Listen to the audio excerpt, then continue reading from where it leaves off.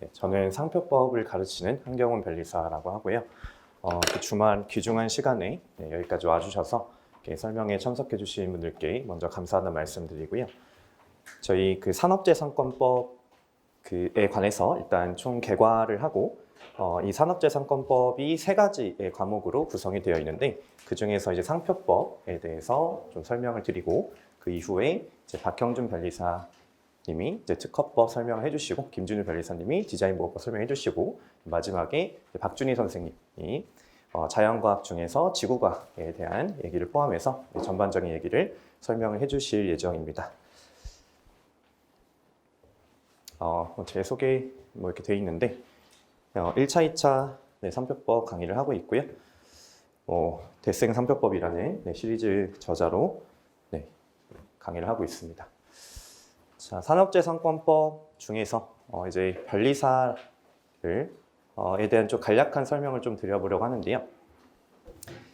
변리사에 대해서 이제 잘 모르시는 분들도 있으실 것 같아서 크게 봤을 때 이 변리사는 산업재산권이라는 거에 대해서 이제 출원을 대리를 하고 그리고 이제 심판 소송을 대리를 한다. 이게 크게 봐주시면 되는데 이게 뭔지 당연히 잘 모르실 수 있지만 이 산업재산권이라는 거는 산업에 관한 보호를 목적으로 하는 이제 법이다 이렇게 봐주시면 되는데 이 법에서 규정하고 있는 이런 업무들 외에 이제 기술 거래 또는 기술에 대한 라이센싱, 권리를 부여하고 빌려주고 이런 내용들 그리고 이런 특허나 또는 상표나 디자인이나 이런 것들이 얼마만큼의 가치가 있는지를 가치를 매기는 이런 감정 평가라고도 하는데요.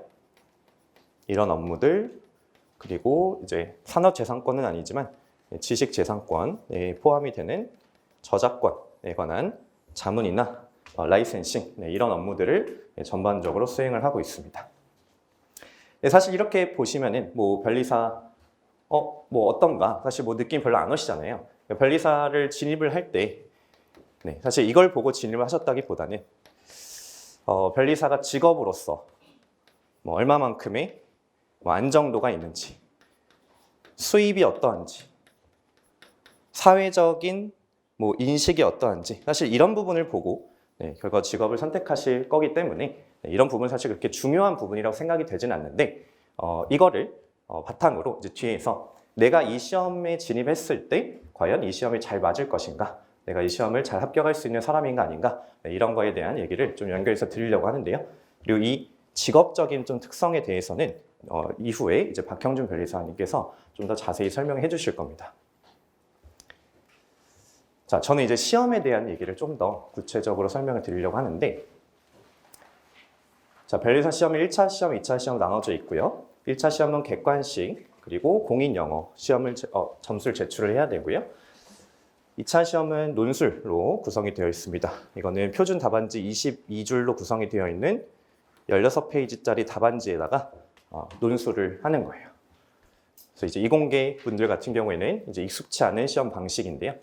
얘는 이제 단순하게 묻는 방식, 사례형으로 묻는 방식 이렇게 구성이 되어 있습니다. 1차 시험 같은 경우에는 지문에 OX 판단으로 충분히 답을 맞출 수 있는데 수능에서 이제 많이 해보신 그런 시험의 방식이죠. 2차 시험은 질문을 파악해서 글로 풀어내는 능력이 필요합니다. 그래서 수능에 강하신 분들이 1차 시험을 좀 잘 보시고 이건 꼭 그런 건 아닌데 내신이나 아니면은 좀 이런 서술에 좀 강하신 분들이 2차 시험에 좀 더 강점을 보이시는 것 같습니다. 근데 어쨌든 최종 합격을 위해서는 1차 시험을 다 합격을 해야 되기 때문에 2가지 다 이제 필요한 능력이라고 볼 수 있겠고요. 시험을 당시 시행하는 개정법, 그리고 시험 직전까지 선고된 판례 이렇게 되어 있고요. 이 법이랑 판례라는 개념은 뒤에서 조금 더 설명을 드리고 자, 1차 시험의 과목을 보시면은 크게 봤을 때 이제 3과목으로 되어 있습니다. 민법이라는 법, 그리고 산업재산권법, 여기 이제 특허법, 상표법, 디자인보호법이 포함이 되어 있고요. 그리고 자연과학, 여기 물화생지 4과목이 들어가 있습니다. 사실 겉으로는 3과목처럼 보이지만 실제로는 8과목을 포함하고 있는 굉장히 과목이 많은 시험이에요. 실제 공부도 이거 3개니까 3번만 하면 되지 않나가 아니라 8개를 공부를 실제로 하셔야 됩니다. 굉장히 많죠. 근데 여기서 이제 자연과학 같은 경우에는 좀 베이스가 있는 분들과 없는 분들이 좀 차이가 나긴 합니다. 그래서 뭐 과고를 나오셨거나 아니면은 뭐 과학 과목에 대한 전공의 이해도가 높으신 분들 같은 경우에는 이 중에 몇 개는 공부를 안 하고도 점수를 좀 잘 받으신 분들이 있긴 한데, 법은 사실 거의 다 처음 공부를 하시는 거기 때문에 이거는 다 노베이스라고 보시면 되고요. 이 법을 처음에 어떻게 시작을 해서 기본을 잡고 빌드업을 해나가는지가 빠른 합격에 굉장히 중요한 요소라고 볼 수 있겠습니다.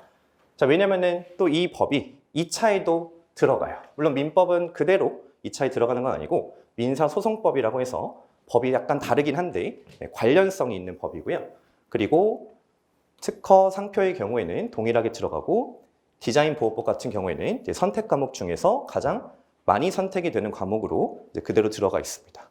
그 외에 이제 다른 선택 과목들 포함이 되어 있긴 한데, 자, 1차 시험은 전 과목 꽈락 없이 세 과목 평균 순으로 해서 이제 약 600명 정도 이렇게 합격자가 결정이 되고요. 2차 시험은 선택 과목은 이제 패스를 해야 되고요. 그리고 필수 세 과목의 평균 순으로 200명 이상 합격을 선정합니다. 사실 얘는 절대평가라고 되어 있는데 이게 평균 60을 넘으면 합격이거든요. 근데 이건 실제로 60점보다 훨씬 낮은 점수를 보통 받아요. 보통 50점 초반 점수가 합격 커트라인으로 결정이 돼요. 그러니까 이 점수를 결정하는 거는 교수님들 마음이에요. 채점자분들이 내 이번에 좀 커트를 낮춰야겠다 싶으면은 점수를 짜게 줍니다. 그러면 커트라인이 낮아져요. 그래서 이제 친구들한테 얘기할 때 나 합격했어. 몇 점이야? 52점. 이러면 뭔가 되게 못하는 것 같잖아요. 근데 되게 잘한 거예요. 이렇게 해서 합격자가 결정이 됩니다. 그래서 이 논술 시험과 객관식 시험 이 두 가지를 각각의 특성에 맞게 이제 공부를 해나가실 필요가 있겠다라는 거고요. 제가 좀 약간 재미없는 얘기를 할 건데, 이 공부를 시작하시기 전에 저는 되게 중요한 부분이라고 생각을 해서 이걸 말씀드리고, 개별적인 과목에 대한 공부 말고 공부에 관한 공부에 대한 내용을 좀 말씀드리려고 해요.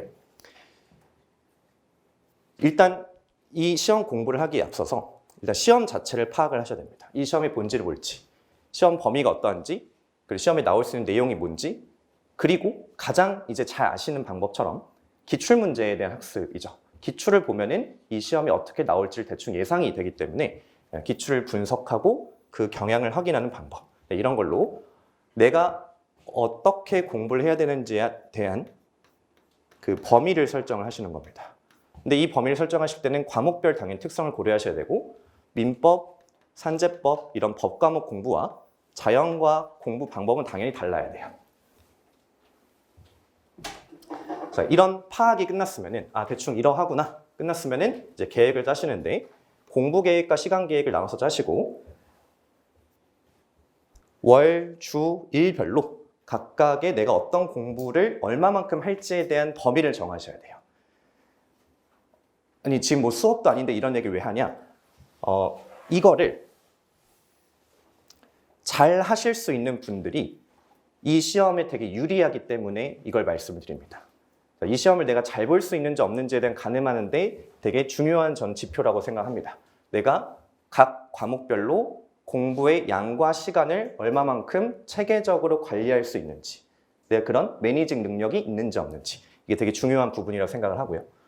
그 다음에 이제 무한 연습과 공부입니다. 뭐 초기에는 과목별로 집중해서 공부를 하고 후반에는 이제 전과목을 동시에 공략하는데, 이것도 나름의 이제 전략이 필요한 거죠. 계속 똑같은 템포로 공부를 하는 게 아니라 시기별로 시험에 얼만큼 근접했는지에 따라서 전략이 달라져야 한다라는 거예요.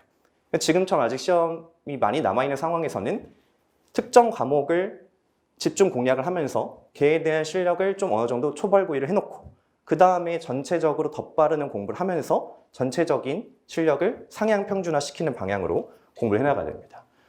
가장 중요한 건 이제 실제 시험에서 내가 점수 어떻게 내는지잖아요. 근데 이거는 이제 이미지 트레이닝을 하면서 내 당일에 아침에 일어나서 몇 시에 일어나가지고 아침에 뭘 먹고 몇 시에 걸어가서 시험장에 앉아가지고 종이 쳐서 시험이 시작하기 전까지 내가 뭐를 자료를 보고 있을 거고, 이런 거에 대한 이제 이미지 트레이닝. 이거는 이제 과정이고 이제 이건 결과라고 보면은 그 결과를 어떻게 내는지도 되게 중요한 부분이고요. 전체적으로 결국에는 전략이 필요하다라는 거예요. 전략이 필요하다. 상반기에 이제 진입을 하게 되시는 경우, 지금 여기 계신 분들 중에서도 물론 하반기 진입을 고려하시는 분들 있으실 거예요. 네, 1학기 때 이제 학교를 병행하시거나 아니면 다른 뭐 일을 병행하시거나 하시면서 하반기 진입하시는 분들이 있고 상반기 진입하시는 분이 있는데 이 두 가지 루트가 있어요. 그 상반기 진입의 마지노선은 3월이라고 볼 수 있고 하반기 진입 마지노선은 7월이라고 볼 수 있는데요. 상반기에 진입을 하게 되시면 이제 3월 정도까지는 민법이라고 하는 과목에 대한 이론 그리고 자연과학을 병행합니다. 민법은 법 중에서도 가장 근본이 되는 법이라 볼 수 있어요. 물론 이제 헌법이 가장 근본이지만 개인 간의 법을 사법이라고 하는데 이 사법 중에서 가장 근본의 법이 민법입니다. 민법이 가장 양이 방대해요. 이 방대한 양을 먼저 공부를 해놓고 아까 처음 말씀드린 것처럼 집중 공략을 합니다. 그렇게 해서 이론 강의를 체계적으로 들으시면서 한번 큰 두꺼운 책 한번 열심히 읽어요. 그렇게 하면서 자연과학은 어느 정도 베이스가 있잖아요. 아예 처음 보는 내용들은 아니기 때문에 원래 알던 내용들을 좀 다듬으면서 문제도 풀어보고 강의도 듣고 하면서 병행을 합니다. 3, 4월 동안 이제 특허법 이론을 공부하고 5, 6월 동안 상표법, 7월 동안에 이제 디자인 보호법 이런 식으로 법 4개를 다 마치면은 한 7, 8월 정도가 돼요. 그럼 자연과학은 언제 마치냐? 자연과학은 끝이 없어요. 자연과학은 그냥 끝날 때까지 계속 하는 겁니다. 계속 하는 거예요. 이 시기를 정하는 게 되게 중요한데 언제부터 내가 진짜 실전적인 공부로 넘어가냐. 객관식 문제풀이 시험에서는 당연히 본질은 객관식을 잘 푸는 거예요. 그럼 객관식을 잘 풀 수 있는 가장 쉬운 방법이 뭘까요? 객관식을 많이 풀어보는 거예요. 그럼 객관식을 많이 풀어보려고 하는데 아는 게 없으면 문제 자체가 안 풀리고 한 문제 푸는데 1분 30초가 걸려야 되는데 5분, 10분이 걸리면 안 되잖아요. 그래서 최소한의 공부를 이론 강의를 통해 하는 겁니다. 그럼 최소한만 해놓고 그 다음에 바로 객관식에 들어가서 실제 내가 알고 있는 내용이 어떻게 지문화되는가를 보셔야 돼요. 그렇게 객관식의 진입을 본격적으로 하는 8월 또는 9월 정도 시기부터는 객관식 풀이를 하시면서 근데 중간중간에 비는 게 있잖아요. 어떻게 한번 공부하는데 바로 다 정리가 되지 않기 때문에 중간중간에 누락이 되어 있는 개념들 내가 사고에서 잘 이해하지 못했던 부분들 이런 것들을 기본서 다시 돌아가셔서 발췌독을 하시거나 통해독을 하시거나 복습을 다시 합니다. 그래서 클리닉 방식으로 얘를 보완해주는 공부를 하시는 거예요. 하반기 진입하시는 분들은 시간을 당연히 좀 더 타이트하게 잡으셔야 되고 2달 정도 민법 이론을 이거를 줄일 수는 없어요. 이거 2달은 할애를 하셔야 돼요. 특허, 상표, 그리고 10월 정도부터 한 11월 초 정도까지 디자인 보호법 이론 그리고 객관식 문제풀이 이제 같이 병행을 하시면서 이렇게 시작을 하시면 됩니다. 보통 시험이 2월 말 정도에 있기 때문에 7월에 진입을 하면은 거의 쉼 없이 달리시면 돼요. 제가 이렇게 시작을 했었는데요. 7월 1일부터 딱 학원에 다니면서 공부를 시작해서 2월 10 며칠에 이제 시험이었는데 거의 쉰 적이 없어요. 거의 쉬지 않고 슬럼프 중간중간에 물론 몇 번 있었지만 그냥 쭉 한 호흡으로 달리면은 그냥 딱 시험이 준비가 됩니다. 그래서 이런 좀 타이트한 공부가 좋으시다. 그러면 일부러 상반기 진입 안 하고 한 6월, 7월쯤 진입을 하셔도 돼요. 나는 버리는 시간이 있는 게 아깝다. 그러면 이제 1학기 때 할 거 하시고 마음 준비를 하시고 7월부터 본격적으로 공부를 하시는 것도 가능합니다. 물론 되게 숨이 차게 공부를 하셔야 돼요. 그래서 이론을 배운 과목은 앞에 이론 정리를 끝냈으면 그 과목은 누적적으로 계속 복습을 해나가시고 그리고 문제풀이를 어느 시점이 되면 넘어가시면서 이론 복습을 피드백하신다. 이게 이제 큰 틀이에요. 자, 강의에 대한 말씀을 조금 드리면은 통상적으로는 이제 기본 강의, 이제 이론을 공부하는 강의고요. 중국 강의, 조금 한번 배운 내용을 살짝 다시 한번 디벨롭하는 강의. 그리고 객관식, 1차에서 객관식 가장 중요하니까 객관식을 같이 정리하는 강의. 그리고 최신 나와 있는 판례 강의, 최종적으로 정리한 강의. 이렇게 되게 여러 가지 강의들이 쪼개져 있는데 저희가 이제 진행하는 강의는 이 세 가지를 묶어서 이제 기본 강의 플러스라는 강의 형태로 이제 진행을 하고요. 이 두 가지를 묶어서 이제 최종 정리라는 형태로 강의를 진행합니다. 이 각각 강의의 특성에 대해서는 다른 변리사님들께서 조금 더 자세히 설명해 주실 거고요.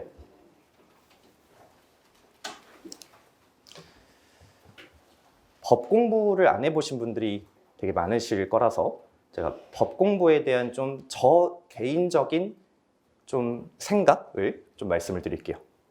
저는 법이 펑션이라고 생각합니다. 왜냐? 법에는 여러 조문들이 들어가 있어요. 여러 조문 1, 조문 2, 조문 3. 자, 얘네들이 모아져 있는 하나의 집합이라고 생각합니다. 얘를 그냥 함수들의 조합이라고 생각하면요. 이 조문 하나하나가 함수고요. 자, 함수는 이런 관계를 가지고 있죠. 어떤 입력값이 있으면 그거에 대한 출력값이 있어요. 근데 이 함수 fx가 어떻게 뭐 다항 함수든 지수 함수든 뭐든지 간에 어떤 함수 관계가 있으면 입력값에 대해서 그 관계에 대입이 되어서 결과가 도출이 돼요. 앞으로 공부하게 되실 법이라는 거에는 법리라고 하는 개념이 등장하는데 법리는 법적 이론입니다. 법적 이론. 그럼 이론을 그냥 함수라고 생각하시면은 실제 현실 세계에서 벌어지고 있는 여러 사실관계들이 있어요. 뭐 A라는 사람이 B에게 돈을 빌렸는데 기한이 됐는데 돈을 갚지 않고 잠적했다. 그럼 이거에 대해서 B가 A한테 취할 수 있는 법적인 방법은 조치는 자 이런 상황이 벌어져요. 그거에 대해서 그러면은 법에 이러이러한 경우에는 이러이러한다라고 하는 여러 가지 조문이나 또는 여러 개념들이 있어요. 그거에 대입을 해서 최종적으로 판단을 내리는 과정. 법리가 있고 실제 현실이 있고 그걸 대입해서 결론을 내리는 과정, 법적 판단하는 과정. 이게 바로 함수의 입력, 출력의 관계와 대응된다라고 볼 수 있다는 거예요. 이 말씀을 왜 굳이 드리냐? 이공계 분들이 법학을 생각하실 때 인문학이라고 생각하시는 분들이 대다수일 거예요. 저도 처음에 그렇게 시작을 했습니다. 인문학이고 사회과학이니까 정형적이지 않고 굉장히 다변하고 뭔가 상황 자체가 복잡하지 않을까? 딱 떨어지지 않을 것 같은 느낌이 막 들잖아요. 근데 사실 따지고 보면은 미시적으로 보면은 함수 관계들의 연속이라는 거예요. 그럼 여기서 뭐가 중요할까 했을 때 일단 법리를 알아야 돼요. 수학 공부할 때 함수를 일단 다 배우잖아요. 공식을 배우잖아요. 시오리움을 배우잖아요. 그 시오리움을 배운 다음에 그 다음 뭐 해요? 문제를 풀죠. 조건을 이렇게 줬을 때, 이렇게 줬을 때, 이렇게 줬을 때 각각의 문제를 푸는 거를 계속 연습합니다. 그러면서 뭘 해요? 이 함수가 이렇게 작동하는구나를 체화를 합니다. 1차 공부할 때는 이 법리라는 것 자체가 맞다, 틀리다를 가려내기만 하면 돼요. 이거는 A라는 법리는 이게 맞다. A라는 법리는 이러하지 않다. 이거를 판단만 하시면 됩니다.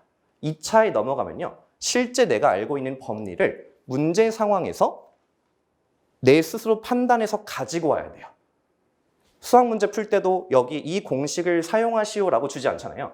내가 알고 있는 배경식을 중에서 이 문제 해결할 때 필요한 공식이 뭘지를 내 스스로 판단합니다.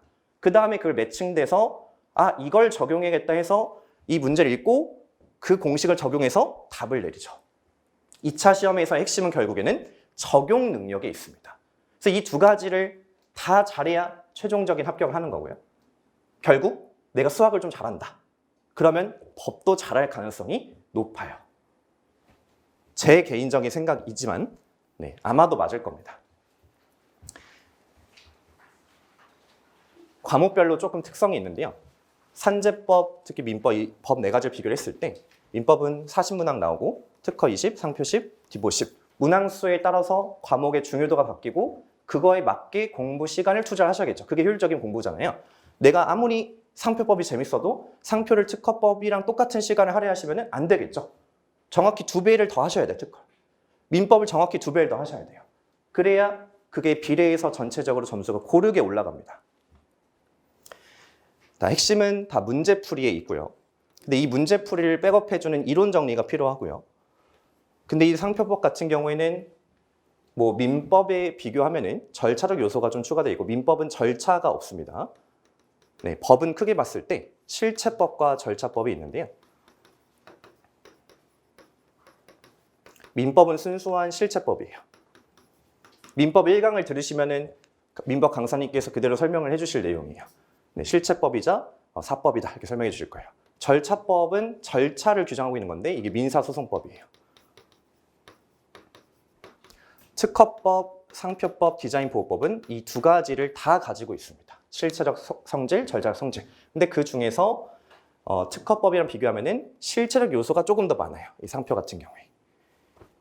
네, 디자인보호법과 비교하면은 양이 조금 더 많아요. 근데 양이 좀 더 많은 이유는 디자인보호법은 이제 특허법과 조문 체계가 되게 비슷해서 특허법에서 한번 공부를 하신 거를 좀 많이 차용을 할 수 있는데 상표법은 그 구조가 조금 달라서 새롭게 추가적 공부해야 되는 내용이 조금 더 많아서 네, 그렇습니다. 네, 법 자체의 양은 비슷하지만 실질적으로 추가적으로 공부해야 되는 내용이 조금 더 많다. 이렇게 보시면 되겠습니다. 근데 여기 판례 사안이라고 되어 있는데요. 이 판례 사안은 뭐라고 보시면 되냐면은 실제 벌어졌던 사건에 대한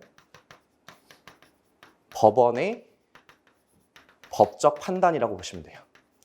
아까 제가 함수관계를 설명드리면서 실제 사실관계가 있고 법리가 있고 그거에 대해서 최종적인 아웃풋이 법적 판단이라고 말씀드렸는데 법적 판단을 개인이 하는 게 아니라 법적 판단에 대한 권한을 국가에서는 사법부에 부여했고요. 그 사법부에서 실제적으로 사건을 판단하도록 하는 기관이 법원이에요.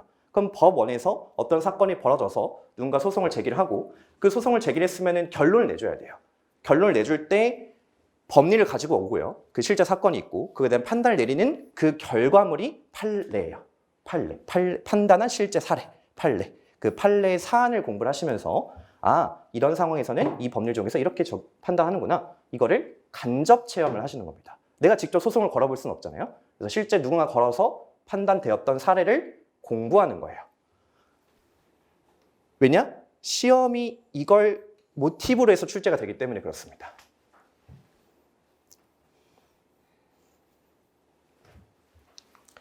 네, 상표법의 특성을 조금 더 설명을 드리면은 아까 말씀드린 대로 이론 정리 필요하고요. 문제풀이가 필요하고 판례 사안이 필요하다 이렇게 말씀을 드렸는데 이 중에서 이 판례 사안 부분을 좀 보강을 하기 위해서 제 수업에서는 이런 식으로 도식화된 자료를 좀 활용을 하고요. 여기 주체들이 나오고 여기 뭔가 분쟁의 대상이 되었던 어떤 지표들이 나오고요. 그 결과가 어떻게 되었는지 이런 부분들이 좀 적혀 있습니다. 이런 시각화 자료를 통해서 이러이러한 사건이 벌어졌구나. 그러니까 예를 들면 그냥 뉴스에서 누군가가 물건을 훔쳐가지고 했는데 도주했는데 그랬더니 잡히지 않고 지금 행방불명 상태다. 이런 내용들이 나올 때 그거를 긴 줄글로 읽지 않고 상황을 이렇게 시각화해서 설명을 해주면 좀 더 직관적으로 빠르게 파악할 수 있잖아요. 그런 자료를 보시면 되고요. 그리고 여기 아티클이라고 되어 있는 게 조문이고요. 여기 이제는 기출인데 네, 판례 사안 이런 도식화 자료를 통해서 좀 도움을 받을 수 있고 이론 정리는 이제 조문과 판례 내용을 통해서 공부를 하는 거고요. 기출풀이는 기출된 지문, 지문을 통해서 직접적으로 이런 식으로 문장이 나오는구나. 이 문제가 이렇게 나와요. 그러면 뭐뭐 이렇게 쭉 적혀 있고 보아야 한다. 이게 맞냐 틀리냐? 내가 스스로 OX 판단을 할 수 있으면은 이제 1차 시험을 볼 준비가 됐다. 이렇게 보시면 되겠습니다.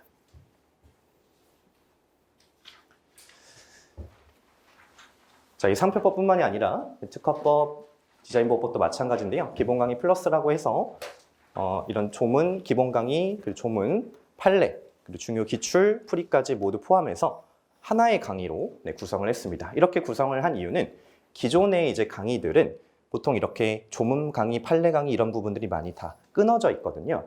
강의가 끊어져 있는 것과 묶어져 있는 거에 당연히 장단이 있겠지만 좀 불필요한 부분들을 최대한 중복되는 부분들을 최대한 줄이고 이 강의를 합쳤을 때 전체 양보다 조금 더 컴팩트한 양으로 일단은 강의를 구성하자. 이게 일단 첫 번째였고요.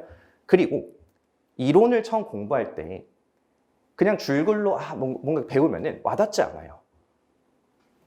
내가 내용을 배운 다음에 곧바로 기출 지문을 같이 보면은 내가 배운 문장이 이렇게 문제화 되는구나를 실물을 보잖아요. 그러면 굉장히 잘 와닿습니다. 그런 교재를 만들고 싶다라는 생각이 좀 있어서 이런 식으로 이제 구성을 했고요. 동일 교재로 이제 이 순환. 이 순환은 어떤 면에서 좋냐면은 사람이 어떤 내용을 새롭게 배우잖아요. 그러면은 강도보다 횟수가 더 중요하게 영향을 미친다고 합니다. 내가 모르는 내용을 처음 배워요. 이거를 하나를 오래 보는 것보다 짧게 보고 다시 한번 보는 게 뇌가 더 잘 받아들인대요. 그래서 회독이라는 게 굉장히 중요하고 이 회독이란 거를 내가 얼만큼이나 잘 루틴화하는지가 이 시험 공부를 잘하는 사람들의 되게 중요한 덕목인데 그걸 강의 자체에 반영을 한 거예요. 혼자서 2번 보기 싫잖아요. 사실 딱 강의 끝나면은 다시 책을 펼치기가 쉽지 않아요. 아시잖아요. 한 번 공부한 다음에 이미 다 아는데 안다고 이제 그때는 알기 때문에 다시 보기가 어려워요. 그래서 강제로 한 번 더 보는 거예요. 네, 강의 끝나지 않았으니까 봐야 되잖아요. 그래서 저희가 다시 한번 책을 보면서 이거는 이랬었죠? 이랬었죠? 이렇게 한번 짚으면서 뇌를 다시 한번 자극을 하는 겁니다. 그래서 2번 하는 게 더 낫다라는 거고요. 이론 설명만 하는 게 아니라 문제풀이를 같이 하는 거예요. 그래서 이 내용이 이렇게 나오는구나. 그러면 이제 기준이 생겨요. 나는 이렇게 나온 기출 문제를 맞추기 위해서 이 내용을 이런 정도까지 또는 이런 방식으로 흡수하면 되겠다. 기준점이 없으면요. 공부를 어떻게 해야 되는지에 대한 방법이 갈피가 안 잡혀요. 이걸 내가 연구를 하듯이 깊이 파야 되는지 아니면은 정말 내용을 겉핥기만 해도 되는 건지 아니면 얘는 좀 중요하니까 조금 더 깊이는 이해를 해야 되는지 기준점이 없으면 모른다는 거예요. 기출을 보면은 어떤 내용은 되게 딥하게 봐야 돼요. 어떤 내용은 그냥 살짝만 봐도 돼요. 어떤 내용은 시험에 거의 나오지 않아요. 이런 기준점을 잡고 공부를 하셔야 똑같은 책을 공부를 하더라도 언제 어디서 힘을 주고 어디서 힘을 빼야 되는지 빼도 되는지를 알 수 있고 그게 공부 총량을 줄여주는 굉장히 중요한 역할을 합니다.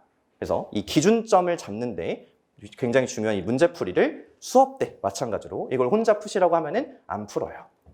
처음에 조금 시도를 하지만 이제 힘이 금방 빠집니다. 그래서 이건 강제로 끌고 가는 거예요.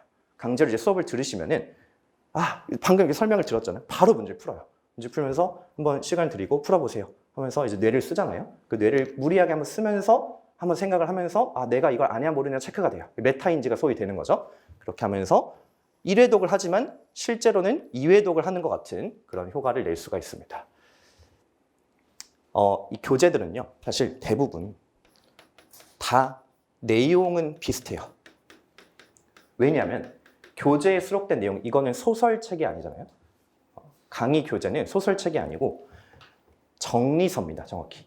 그래서 편집본이라고 볼 수 있는데 어딘가 있는 내용을 잘 정리를 한 거예요. 정리를 하는 방식이 저자들마다 다른 거예요.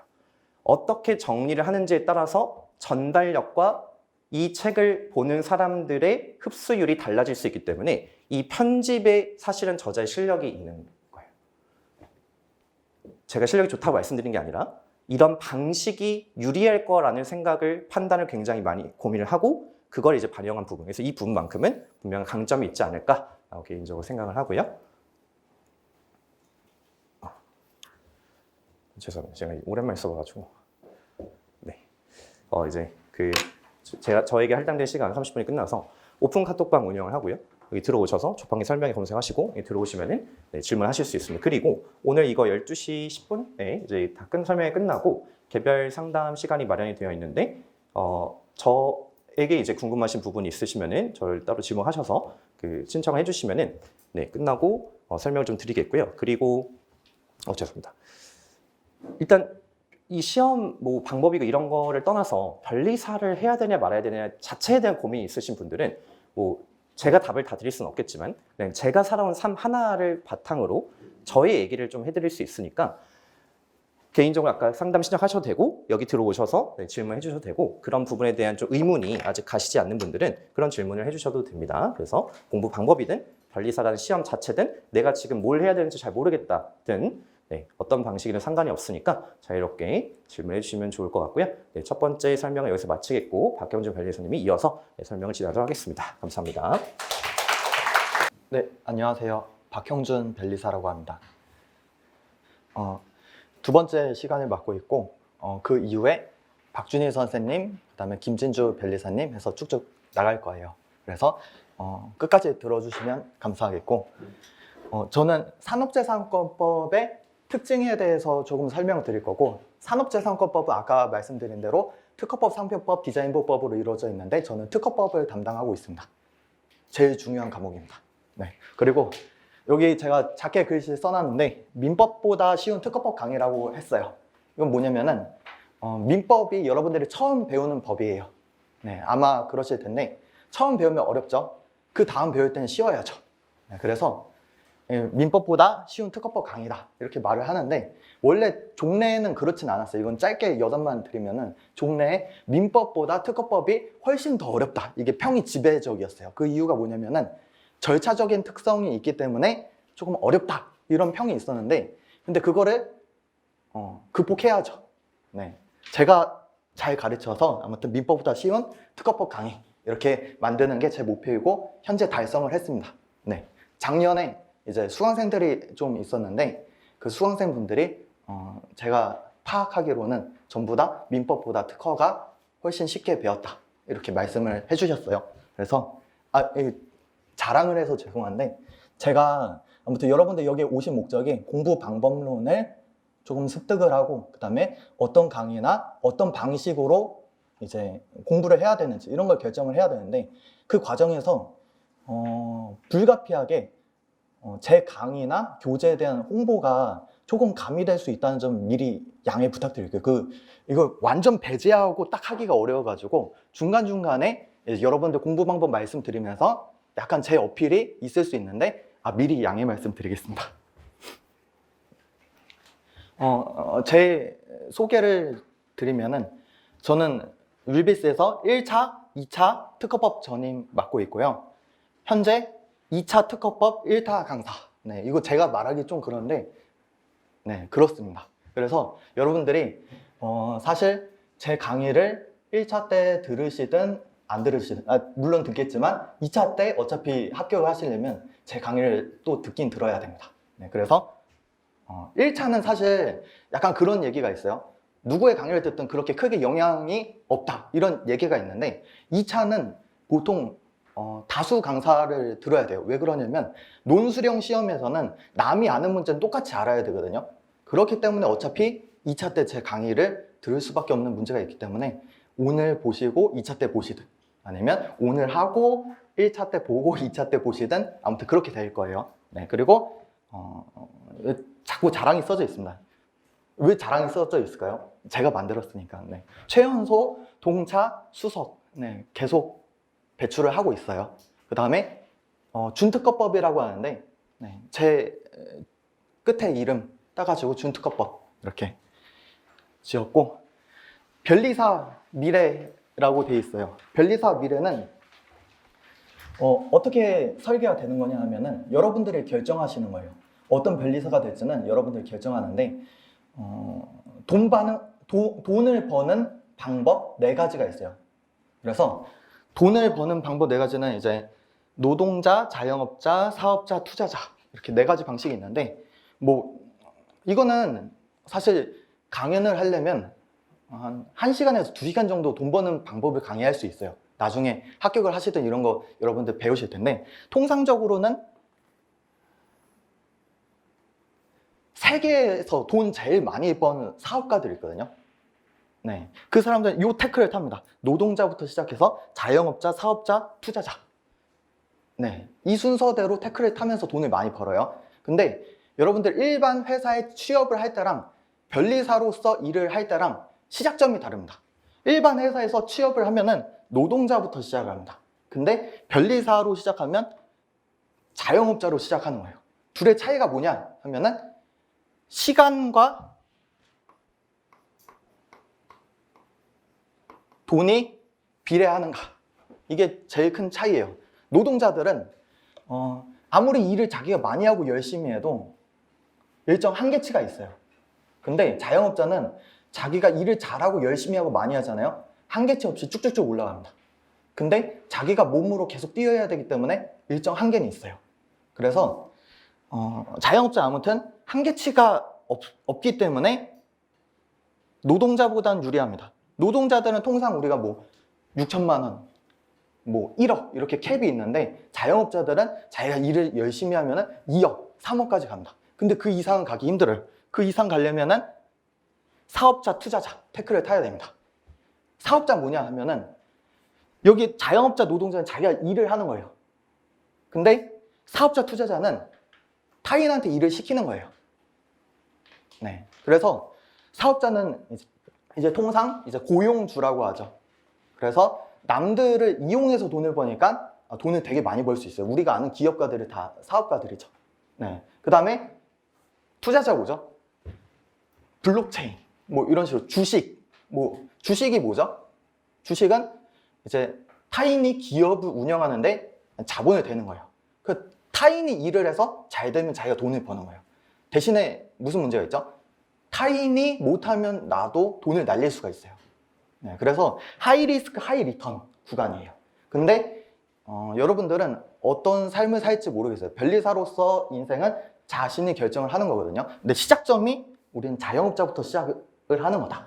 그래서 훨씬 유리하다. 이거 넘어가는 게 하나하나가 되게 어렵습니다. 근데 변리사가 되면 여기서 여기 넘어갈 때도 쉬워요. 왜 쉽냐면은 정보. 네.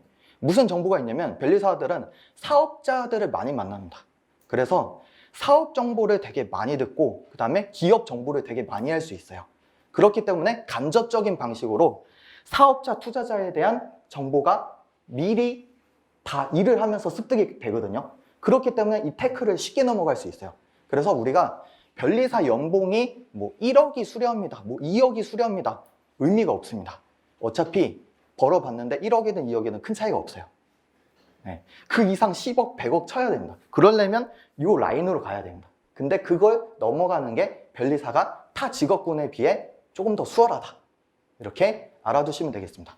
그래서 이건 나중에 합격하시면은 이제 더 자세한 세계를 볼 것이고, 네, 산업재산권법에 대해서 제가 조금 이제 설명을 드릴 거예요. 1차 시험 과목은 이제 총 3개죠. 산업재산권법, 민법, 자연과학에서 각각 40문제씩 구성이 됩니다. 객관식으로 40문제, 40문제, 40문제 이렇게 돼 있어요. 근데 그 중에 산업재산권법을 분석하면 특허법, 상표법, 디자인법으로 되어 있습니다. 문제 수는 20문제, 10문제, 10문제. 그래서 특허법이 제일 중요하다라고 말을 하는 거예요. 근데 다 중요해요. 네, 여러분들 합격하려면 다 중요한 거고, 제일 그래도 산업재산권법 중에 먼저 배우는 게 특허법이라 특허법이 제일 중요하다 이렇게 말을 하는 거고, 특허법은 항상 시험, 1차 시험이든 2차 시험이든 첫날 첫 교시에 봅니다. 그래서 기세를 결정합니다. 그래서 제가 한계원 변리사님보다 약간 템포가 조금 더 있는 게 한계원 변리사님이랑 저랑 좀 강의 스타일이 비슷하면서 다른 게, 저는 조금 더 공격적입니다. 그래서 왜 그러냐? 첫날 첫 교시를 상대하려면 조금 더 기세 있게 가야 됩니다. 여러분들도 나중에 공부를 열심히 한 다음에 그 기세를 조금이라도 이어받았으면 좋겠어요. 1차 산업재산권법 특징. 오늘 한계원 변리사님, 저 김진주 변리사 이렇게 이제 순서대로 이제 뭐 설명회를 진행하는데, 왜 그 순서대로 진행을 하냐면, 여러분들 그 이제 구체적인 공부 방법을 배울 때 이렇게 다 테크를 타야 되거든요. 근데 그 테크에서 아무튼 일단 핵심을 먼저 말씀드릴게요. 특허법, 상표법, 디자인보호법 같은 경우에 이제 특허, 상표, 디자인 각각 공부량이 있다 하면은 70%가 동일합니다. 그래서 특허법이든 상표법이든 디자인보호법이든 이 내용이 똑같습니다. 그러면은 여러분들은 이 30%에 해당하는 차이점들만 따로 배우면은 이제 끝이 나는 거예요. 그래서 총량은 몇이죠? 70 더하기 30 더하기 30 더하기 30, 160. 네, 160인 거예요. 그러니까 과목이 3개라 300을 공부하는 게 아니라, 아무튼 이 공통되는 부분, 그러면은 이건 어디서 처음 배울까요? 특허법에서 선행을 합니다. 네, 특허법에서 선행을 하는 거고, 상표법, 디자인보호법에서는 복습을 하는 거예요. 한계원 변리사님이 여러 번 보는 게 중요하다고 했잖아요. 그래서 공통되는 부분에 대해서는 상표 디자인 하면서 쭉쭉쭉 복습을 할 거예요. 네. 그 다음에 30% 차이가 있어요. 그거는 각 과목별 개별 학습을 하는 것이다. 이렇게 생각하시면 되고, 그래서 특허법 강의를 누구한테 듣는지가 굉장히 중요합니다. 네. 그래서 말씀드리고, 그 다음에 2차 시험 과목 총 4과목으로 이루어져 있습니다. 민사소송법, 특허법, 상표법, 선택 과목 이렇게 되어 있는데, 선택 과목 중 그 일부가 디자인 보호법이었네. 최다 선택 과목인 거죠. 그래서 여기서 보면은 특허 상표 디자인이 1차 때 배우는 과목이랑 똑같습니다. 그렇기 때문에 1차 때 잘 배워둘 필요가 있어요. 1차 때 잘 배워둬야 되고, 두 번째로 뭐냐면 잘 배운다는 것은 내용을 잘 아는 거예요.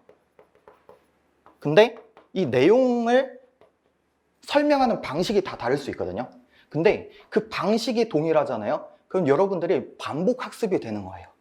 그렇기 때문에 시간을 남들보다 조금 더 줄여가면서 공부할 수 있어요. 그래서 1차, 2차 강사를 동일하게 가냐 다르게 가냐는 2차 시험을 시작했을 때 시간 세이브를 줄일 것이냐, 시간 세이브를 많이 할 것이냐 적게 할 것이냐 이 문제예요. 그래서 동일 강사를 듣게 되면 2차 시험 때 저희가 2차 시험 기간은 굉장히 짧아요. 통상 이제 3월 달부터 7월 달까지 공부 기간이 주어지거든요. 그래서 여러분들이 2월에 1차 시험을 봅니다. 그러면은 3월 달부터 7월 달까지 공부한 다음에 7월 말에 시험을 봅니다. 그러면은 이 기간에 2차 공부를 하는데 시간이 굉장히 없어요. 근데 다른 강사한테 동일 내용이라도 다른 방식으로 배우잖아요. 그러면은 조금 시간이 더 오래 걸립니다. 그래서 그 부분은 굉장히 큽니다. 왜 크냐면은 여러분들 그거 아시죠? 어떤 시험이든 마찬가지인데 시험에 딱 임박해서 드는 생각이 뭐죠? 하루만 더 있으면 더 잘 볼 수 있을 것 같은데, 1시간만 더 있으면 더 잘 볼 수 있을 것 같은데, 그런 생각이 들잖아요.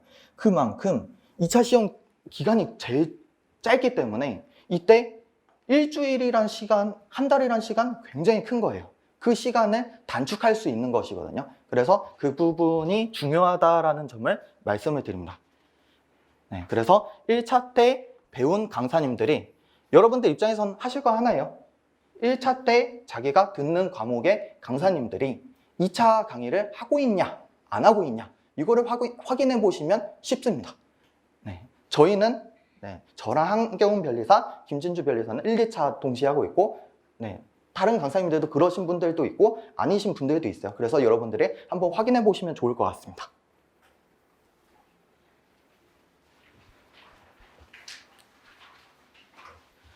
산업재산권법이 어떤 법인지 간략히만 설명드리면은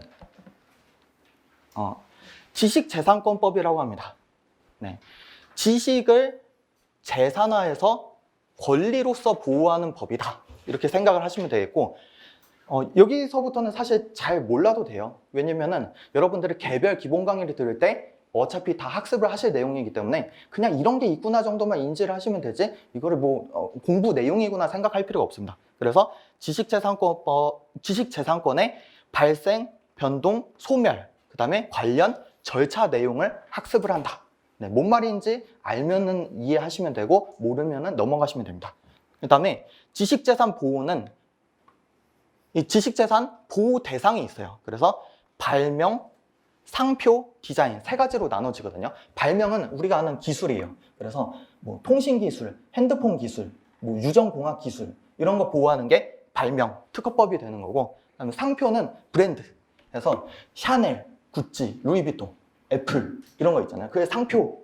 그걸 보호하는 게 상표법. 그다음에 디자인은 이제 자동차 외관이라든지 가방의 외관이라든지 옷의 디자인이라든지 그런 것들이 이제 디자인에 해당합니다. 그래서 그런 것들이 옛날에는 보호가 되지 않았어요. 옛날에는 남이 베껴 쓰더라도 어떻게 할 수가 없었는데 이런 지식재산권법이 생김으로써 지식 절도를 막는 거예요. 그래서 내 물건뿐만 아니라 내 지식을 똑같이 베껴서 쓰는 사람이 있다. 컨닝이 나쁜 거랑 똑같은 거죠. 시험에서 컨닝을 하면 이제 자신의 지식이 아닌데 자신의 지식인 것처럼 하면은 이제 처벌을 받는 것처럼, 아무튼 비슷한 원리다, 이렇게 생각을 하시면 되겠습니다. 그래서 이게 보호 요건, 보호 방법 등이 상이하다 나오는데 이거 좀 표현이 어려운데 각각의 보호 대상이 달라요. 특허법, 상표법, 디자인 보호법은 각각 보호 대상이 다르기 때문에 보호 요건이 다릅니다.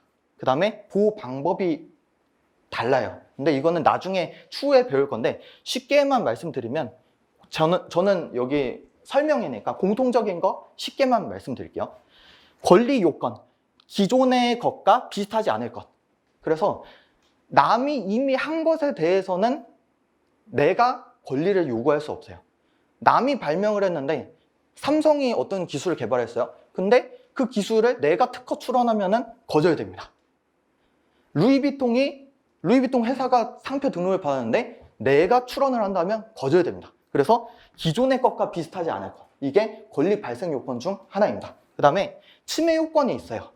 내가 예를 들어서 어떤 옷에 대해서 디자인을 받았다 하면은 이 옷이랑 비슷하게 생긴 옷에 대해서 침해를 주장할 수 있는 거지 전혀 다르게 생긴 옷에 대해서 침해 주장이 불가능하다.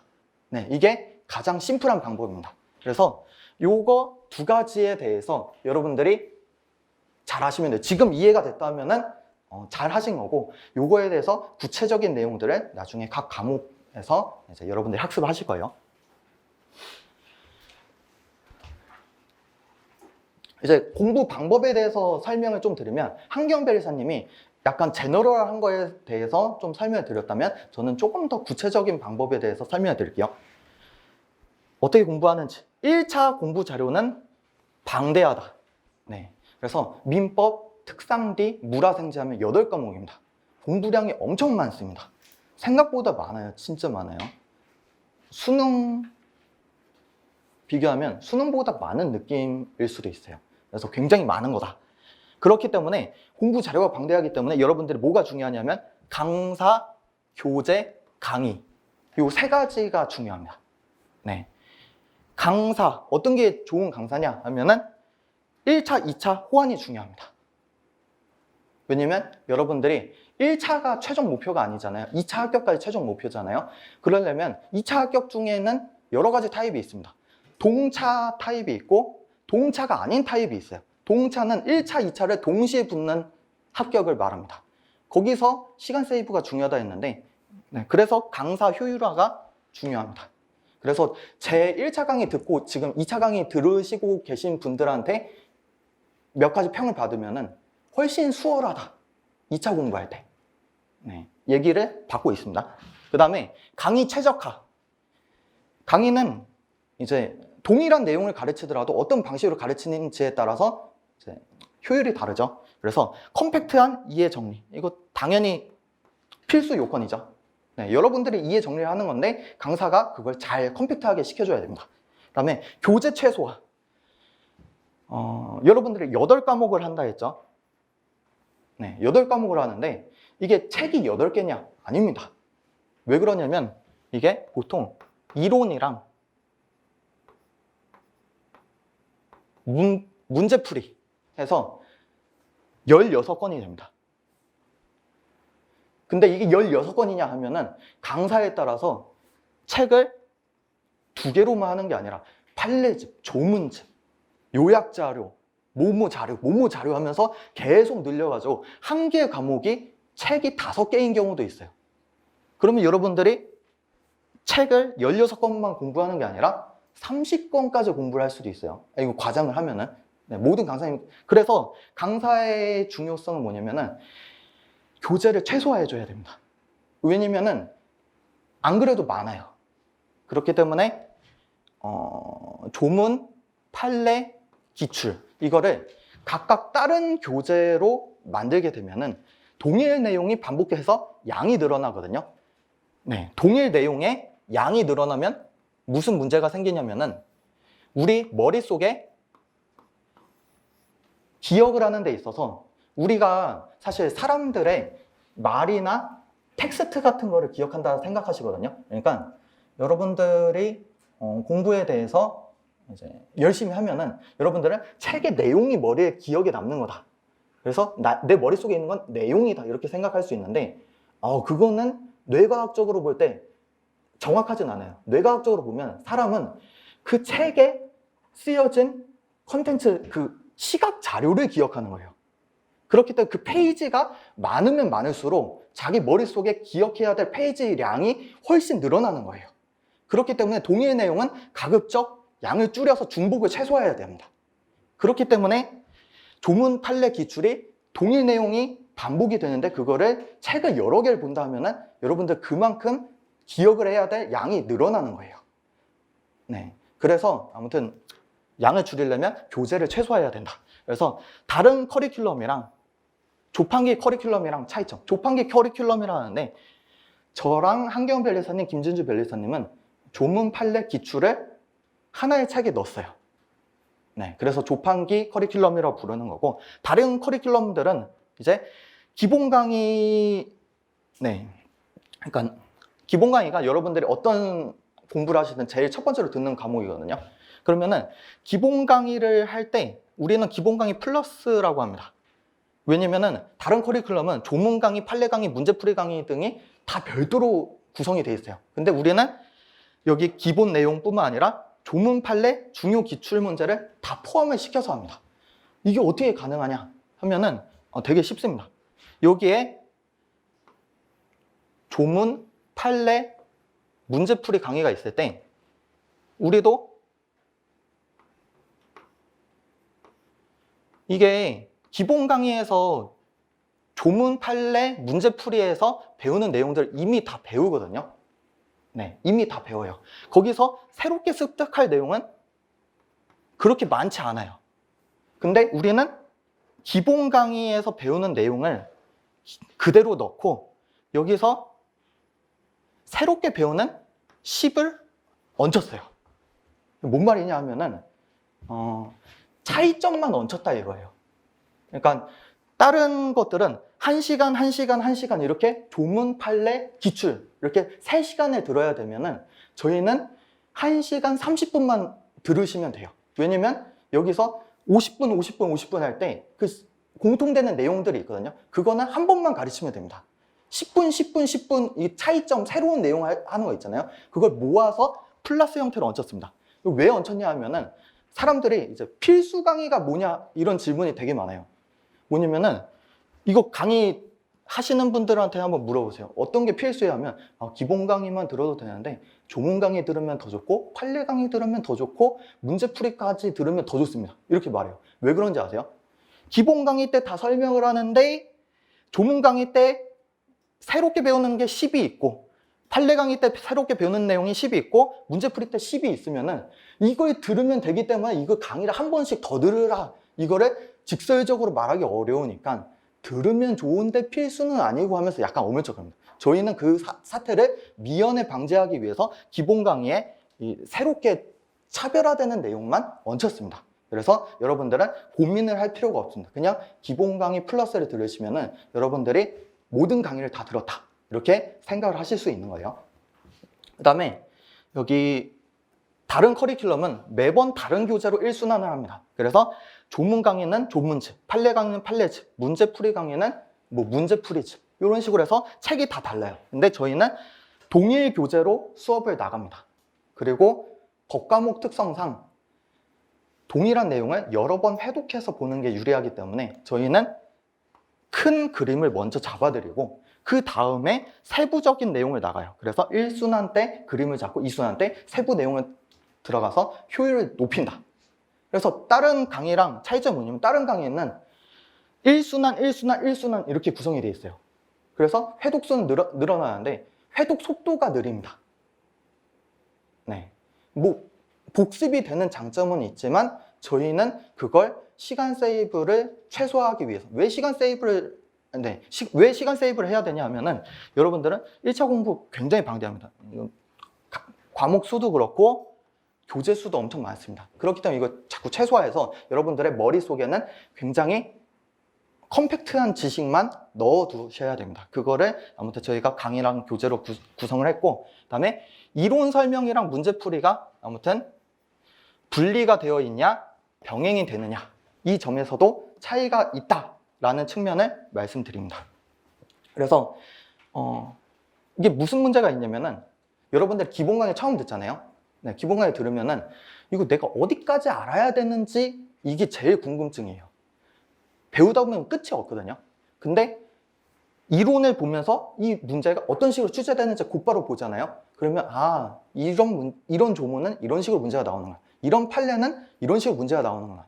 나는 여기만 주의해서 보면 되겠다. 이 부분이 교수님들이 중요하게 생각을 하기 때문에 문제로 이 부분을 계속 바꿔서 내는 거구나. 이런 게 빠르게 체득이 됩니다. 그래서 공부 시간을 현격히 단축시킬 수 있어요. 그래서 저희는 이론 설명한 후에 곧바로 해당 파트의 문제풀이를 같이 진행을 합니다. 그러니까 그거예요. 효율화할 수 있는 모든 것을 다 효율화했습니다. 그다음에 특허법 커리큘럼에서 이제 제가 이거는 비교 광고예요. 근데 비교 광고인데 특정 대상을 비교하는 건 아니고 통상 경향이 현재 이렇다. 현재 경향은 여기 왼쪽에 쓰여져 있고 제 특허법 강의는 오른쪽에 있습니다. 그래서 현재 다른 특허법 강의들은 이론 강의, 문제풀이 강의, 최종 정리 강의 해서 기본 강의, 조문 강의, 판례 강의, 중급 강의, 객관식 강의, 기출 강의, 최신 개정법, 최신 판례, 최근 5개년에서 10개년 판례 하면은 강의 수가 이제 회차로 하면 60회에서 70회차. 네. 그 다음에 최종 정리 강의는 3에서 8회차 이렇게 되는데 저희는 기본 강의 플러스로 구성을 하는데 36회차에 2분의 1로 세이브 했습니다. 왜 이게 가능하냐 하면은 여기서도 기본 강의가 있거든요. 네. 이 기본 강의랑 저희 기본 강의랑 똑같은 건데 플러스가 있잖아요. 플러스는 뭐냐면은 여기서 배우는 차별화되는 내용을 10%씩 여기 담은 거예요. 그러니까 강의 수가 이렇게 줄죠. 그러니까 여러분들이 시간 세이브를 하고 싶다 하면은 이렇게 들으시면 됩니다. 그러니까 내가 동일한 내용이 반복되는 거를 복습하면서 계속 하는 게 좋다 하면은 요 테크를 타시는 것도 괜찮아요. 근데 만약에 나는 동일한 내용을 이제 좀 세이브하고 시간이랑 비용을 절약해 보고 싶다 하면 이걸 들으시면 효율적입니다. 그 다음에 최종 정리 강의 제가 뭐 말을 안 드렸는데 법 과목은 최종 정리 강의가 통상적으로 있어요. 다른 과목도 있을 수 있는데 그래서 시험에 임박해서 하는 강의가 최종 정리 강의고 그때 법 과목은 우리가 기본 강의를 통상 3월 달에 진행을 한다 하면은 우리 시험은 그 다음 연도 2월에 보거든요. 그때까지 법이 바뀔 수도 있고 새로운 판례가 선고가 될 수도 있어요. 그것들을 최종 정리 강의에서 해주는데 저희도 최종 정리 강의로 요 사이에 변동된 법이나 판례를 다 해줍니다. 근데 다른 최종 정리 강의를 보면은 여기에 이런 용어 안 좋은데 끼어 팔기가 있습니다. 뭐냐면은 사실 요 사이에 내용만 하면 되는데 이 옛날 이제 3년에서 5년, 뭐 5년에서 10년 판례를 한꺼번에 여기 묶어버립니다. 그러면은 이게 3에서 8회차까지 되는데 저희는 여기 기본 강의 후에 추가된 내용만 하기 때문에 1회차로 구성이 되어 있습니다. 그래서 여러분들이 아무튼 강의를 들으시려면 이것만 들으시면 된다. 그리고 나머지 내용은 여러분들이 복습을 하면서 문제풀이 연습을 하는 거고 시험에 임박했을 때 이거 하나만 들으시면 된다. 그러면은 시간 세이브가 많이 됩니다. 그래서 여러분들이 시험에 임박하면은 시간이 굉장히 없어요. 그렇기 때문에 저희가 왜 이렇게 구성을 했냐 하면은 사실 이게 돈을 더 많이 법니다. 근데 저희가 후발주자예요. 후발주자는 돈을 많이 벌 수 없어요. 효율화를 해야 됩니다. 그래야 사람들이 들어요. 그래서 이렇게 구성을 한 거예요. 그래서 이거는 사실 좀 직설적으로 말씀드린 거고 알 부분은 알아야 되니까 말씀을 드린 거예요. 그 다음에 다양한 교재 자료. 기존에는 교재 자료가 이론서, 조문지, 판례집, 막 필기 자료, 요약 자료 많았습니다. 그래서 대략 2000페이지에서 3000페이지. 근데 제 특허법 책은 900페이지로 구성이 되어 있습니다. 그래서 여러분들이 시험날에 머릿속에 넣어야 되잖아요. 현재의 수가 적습니다. 내용은 동일합니다. 여기에 내용이 더 많냐? 그게 아닙니다. 중복되는 내용이 많아서 그렇습니다. 그러니까 여러분들이 중복되는 내용을 하나의 교재로 정리하려면 이게 더 심플합니다. 그래서 저는 이걸 추천드리고 그래서 강의 최소화, 자료 최소화 이거는 공부 효율을 극대화하는 것이다. 그래서 이해 암기, 문제풀이. 네. 그래서 여러분들이 잘 하시면 되겠습니다. 그 다음에 또 가끔은 어떤 분들이 그런 분들이 있어요. 그러니까 사실 저희가 1차 강의를 한 지 이제 3년 정도 돼 가거든요. 근데 2차는 사실 경력이 더 길어요. 2차는 이제 한 6, 7년 해가지고 이제 1타 잡았는데, 네, 2차는 잘하는데 왜 1차는 경력이 없냐? 2차는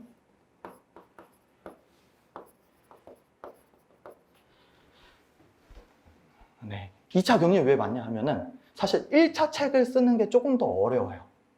네, 그래서 저희는 2차를 먼저 시작을 한 거고, 그 2차 강의를 하면서 계속 교재를 준비를 했어요. 그래서 사실 1차 강의를 시작한 지 3년밖에 안 됐지만 교재를 준비한 지는 더 훨씬 오래전부터 준비를 했었던 거고, 그거에 따른 사실 입증이 필요합니다. 뭐냐면 여러분들이 1년이라는 시간을 이제 고려해서 어떤 강의든 교재든 선택할 때 그게 사실 리스크가 큰 거를 선택하기 어렵잖아요. 그래서 충분한 입증이 필요합니다. 그렇기 때문에 저는 그 입증은 후기밖에 없다고 생각을 합니다. 네, 그래서 요거 제가 그 자료로 나눠드린 게 있거든요. 후기 자료라고 해서 네, 목차로 표로 들어가 있어요. 네. 이거는 순수 100% 수험생들이 제 작년 강의를 듣고 작성을 해준 실제 내용입니다. 편집이 하나도 없습니다.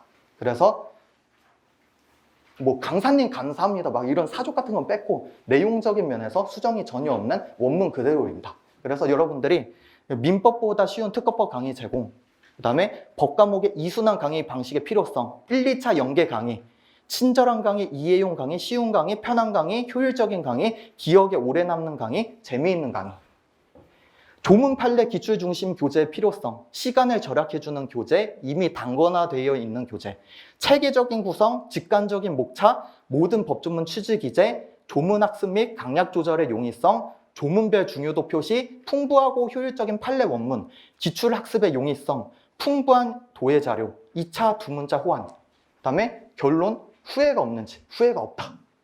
네, 이거는 한 명의 사람이 작성을 해준 게 아니라 여러 사람들이 각각 개별 의견들을 남겨놓은 거예요. 여러분들이 하나하나 읽다 보면은 다 문체가 다른 걸 확인할 수 있어요. 그래서 이런 후기가 있다라는 점을 말씀드리고, 그리고 아까 한경필 스님이 말씀드린 대로 저희는 오픈 카톡방을 운영을 하고 있어요. 여기 들어오셔서 여러분들이 여러 가지 질문 계속 하실 수 있게 열어둘 예정이고, 그 다음에 이건 저희 강의 일정이에요. 그래서 특허법, 상표법, 디자인보호법, 박형준, 한경훈, 김진주. 그래서 기본 강의 플러스는 3월에서 5월, 5월에서 6월, 6월에서 8월. 네. 최종 정리는 12월이나 1월에 예정이 되어 있다. 왜냐? 시험이 2월 달에 보기 때문에 임박해서 최종 정리 강의를 해드리는 것이다. 이렇게 해서 설명을 모두 드렸고, 마지막으로 저희는 사실 다른 강사님이랑 모토가 일부 다른 것도 있어요. 그러니까 여러분들의 합격이 저희의 관심사인 건 똑같은데, 저희는 1차 합격은 물론이고 빠르게 최종 합격까지 노린다면 이제 박형준, 한경훈, 김진주와 함께. 왜냐면 저희는 1차 때도 여러분들의 책임을 져야 되고 2차 때도 똑같이 책임을 져야 됩니다. 그래야지 여러분들이 원하는 결과를 얻을 수 있기 때문에 아무튼 이렇게 목표를 담아서 하고 있고, 그래서 모든 강의와 교재가 1차, 2차가 연동이 되어 있다. 그래서 나중에 여러분들의 2차 기간에 시간 세이브까지 모두 달성할 수 있게 해준다. 네. 이렇게 해서 공부 방법론 내지 약간의 이제 좀 어필? 네. 그래서 마치도록 하겠습니다. 수고하셨습니다. 네. 지구과학 담당하고 있는 박준희입니다. 자연과학 전체 설명을 위해서 지금 이 자리에 섰는데요. 오랜만에 서니까 굉장히 떨리네요. 저를 아는 분도 있으실 것 같고 그냥 이름만 들어보셨거나 저 사람은 누군가 하시는 분들도 계실 텐데 아마 이제 공부를 시작하시게 되면, 다 하려고 오신 거니까 하시게 되면 아마 자타공인 1타 강사이기 때문에 네, 그래서 아마 이제 아시게끔 될 겁니다. 뭐 제 강의를 꼭 들으시든 안 들으시든 간에 이제 알게 되실 텐데, 아마 또 제가 인지도 부분에서도 그렇긴 하지만 오래 강의했어요. 그렇기 때문에 방금 변호사님들께서 굉장히 좋은 말씀들을 경험과 또 수험 적합성 있게끔 뭔가 빨리 효율적으로 합격을 할 수 있게끔 하기 위한 어떤 조언들을 주셨는데, 저는 그동안에 여러 분들을 봐왔기 때문에 제가 변리사는 물론 아니지만 그러나 합격을 시켜왔던 그리고 수험생들과 그동안 오랫동안 교류했던 입장에서 정말 저렇게 하면 더 효율적이구나 이런 것들을 제가 수험생들을 통해서 배운 것들도 많이 있고 그런 것들이 또 수업 시간에 많이 또 좀 이렇게 가미가 되기도 했던 것 같아요. 그런 면에서 저의 경험을 녹여서 오늘 엑기스만 좀 더 정보로 얻으실 수 있도록 정리를 해드리려고 합니다. 자, 일단은 변리사 시험에서 그냥 뭐 당연히 법 공부를 해야겠죠. 그런데 뭐 특허법 혹은 뭐 민사소송법 등등등 다 필요한 건 알겠는데 자연과학이 웬 말이야? 하실 수 있겠지만 당연히 우리의 주 업무는 특허를 대리하는 혹은 관리하는 일이기 때문에 자연과학적인 소양이 필요하다는 거죠. 내용을 이해를 못하면 발명자들의 이익을 대변해 줄 수가 없을 거잖아요. 그렇기 때문에 필요한데 그렇다면 변리사가 되기 위한 기본 소양으로서 그래서 1차 과목에만 자연과학 개론을 테스트를 하게 됩니다. 당연히 물리, 화학, 지구과학, 생물 4가지가 다 있게 되는데요. 각 과목마다 난이도는 달라요. 그리고 해마다도 다릅니다. 일단 화학, 생물은 정말로 들쑥날쑥한데요. 좀 어렵게 나오는 경향이 더 있어요.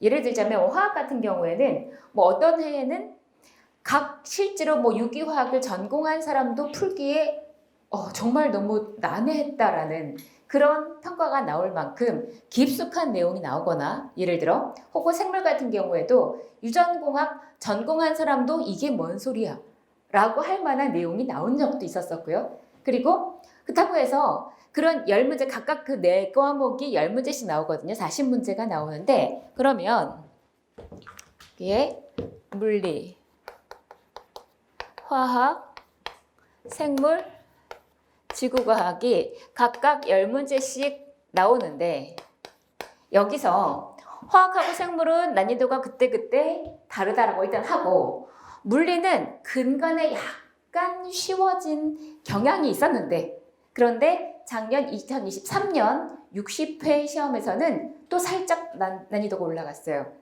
그래서 얘 같은 경우에 보통은 공식에다 딱 대입을 하면 바로 띡 나오는 공식을 알고 있느냐 이런 문제 유형을 아느냐 이런 식의 문제였었는데 이번에는 제가 물리 교수님한테도 한번 살짝 여쭤봤더니 한 번 해서 그냥 습관적으로 딱 답을 내면 틀리는 2번 꼬아놓는 그런 문제가 나온다거나 그동안 잘 출제되지 않았던 좀 지엽적인 부분에서 나온다거나 그렇게 해서 너네 너무 쉽게 공부했지? 라고 안심하지 못하게끔 만들기 위한 문제들이 좀 더 나왔다고 하시더라고요. 자, 그러면 얘도 어려워 어떡하지? 실제로 우리가 과락이 40점이죠. 근데 자연과학에게 40점을 못 맞아? 40점이려면 결국은 맞는 문제의 개수가 16개를 맞으면 40점이거든요. 16개를 못 맞아? 40문제 중에? 근데 지구과학은 보통은 한 뭐 9개 정도는 생각을 하시는데 공부를 좀 덜 하신 거예요. 지구과학 만약에 8개 맞았다. 그리고 3개, 2개, 3개 이렇게 맞았다. 이러면 딱 16개거든요. 맞죠? 실제 이게 안 나오시는 분들이 적지 않아요. 어이가 없어지잖아요. 이공계생들이 대부분이시기도 한데도 사실 우리 가슴에 손을 얹고 고등학교 때 물화생지 다 난 빠삭하게 제대로 공부했어 이러신 분 별로 없거든요. 심지어 이번에 수석 합격하신 과학고등학교 나오시고 서울대 공대 쪽을 다니고 계셨나? 졸업하셨나? 하신 이번에 수석하신 2차 최종 수석하신 분이 저한테 이제 따로 이렇게 뭐 합격자 만남의 자리 이런 게 있을 거잖아요. 그 자리에서 지구과학 강의를 너무 잘 들었다고 말씀을 해주시길래 아니 과학고등학교 나온 사람이 지구과학 강의를 왜 들어요? 라고 얘기했더니 잘 안 배웠대요. 과학고등학교를 나왔는데 물리화학만 집중했지 지구과학은 그냥 건성건성 배웠다는 거예요. 그런 시기라서 각 학교에 본인의 전공이나 치중했던 그 학교에 유명했던 어떤 선생님이 계셨는지에 따라 집중해서 가르치는 과목이 달라요.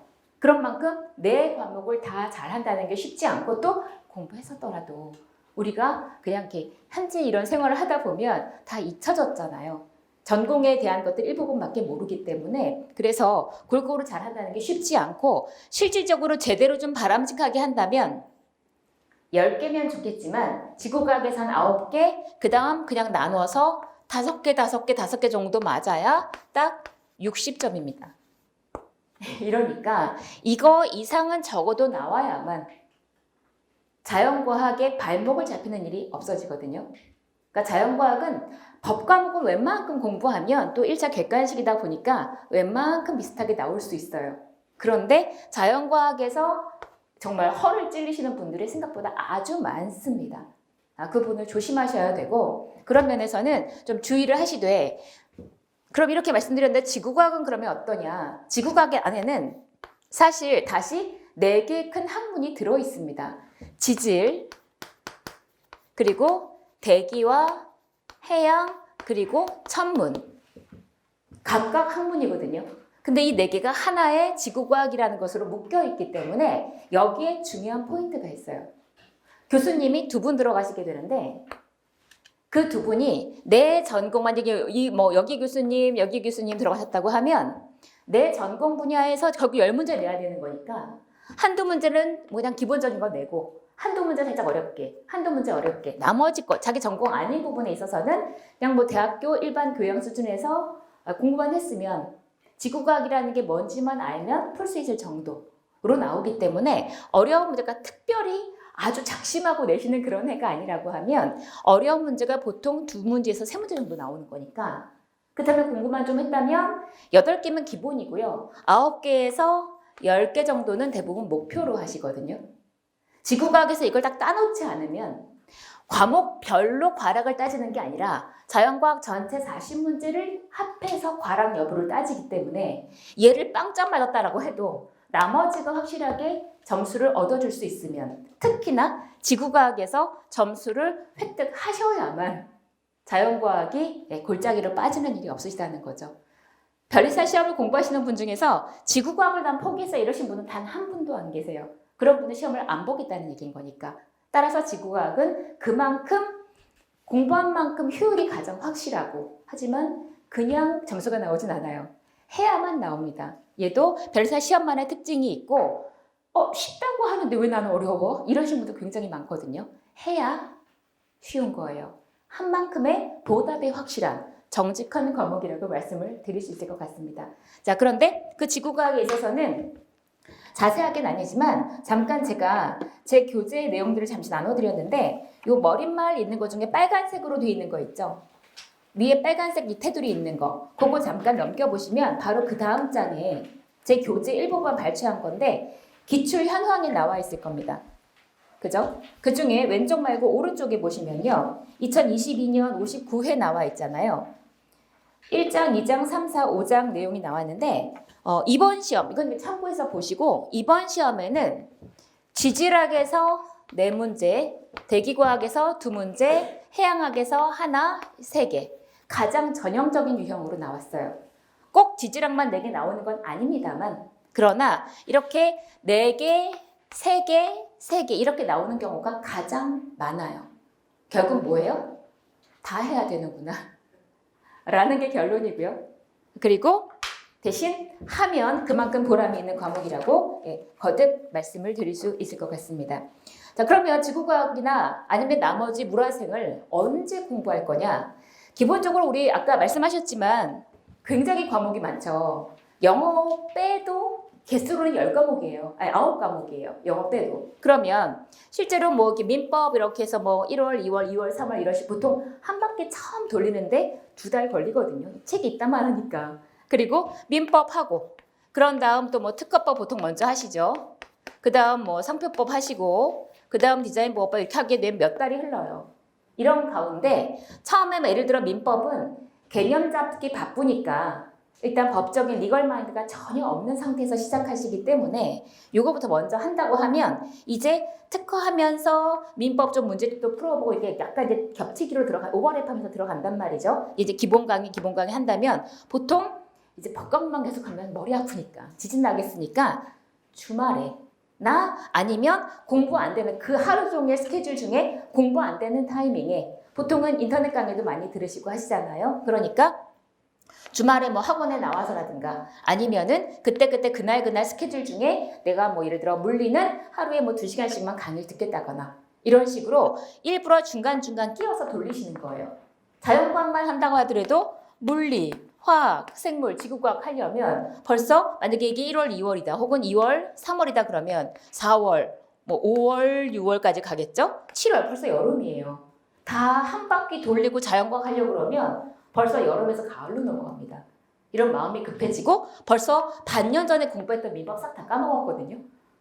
우리 다 그래요. 걱정하지 마시고 모두 다 그렇기 때문에 얘를 조금 겹치면서 하나를 일단 기본을 돌렸으면 그 다음을 시작할 때 새로 시작할 때 그 앞에 것들을 살짝 겹치기로 문제풀이라든가 아니면 조금 더 정리관이라든가 이런 것들을 좀 돌리면서 하나씩 양을 더 붙여가는 겁니다. 자연과학도 그런 만큼 옛날에 공부를 잘 하셨던 분들이라 하더라도 감을 살리는데 시간이 걸릴 수 있고 우리 별리사 시험 용도로 어떤 부분은 쓸데없고 어떤 부분은 좀 더 자세히 공부해야 하는가 이런 부분을 좀 집중해 줄 필요가 있기 때문에 사이드로 같이 돌린다. 제 기본 강의 지구과학 강의는 기본 강의는 6월 달에 시작을 합니다. 오프라인 강의는요. 그걸 물론 녹화를 해서 온라인으로 올릴 거지만요. 네, 그래서 그 정도면 충분히 전체 스케줄에 밀리지 않으실 것 같아서 지구과학은 보통은 물화생을 먼저 시작하시는 편이긴 하고요. 네, 지구과학은 제가 6월에 이렇게 할 예정으로 커리큘럼이 진행되고 있습니다.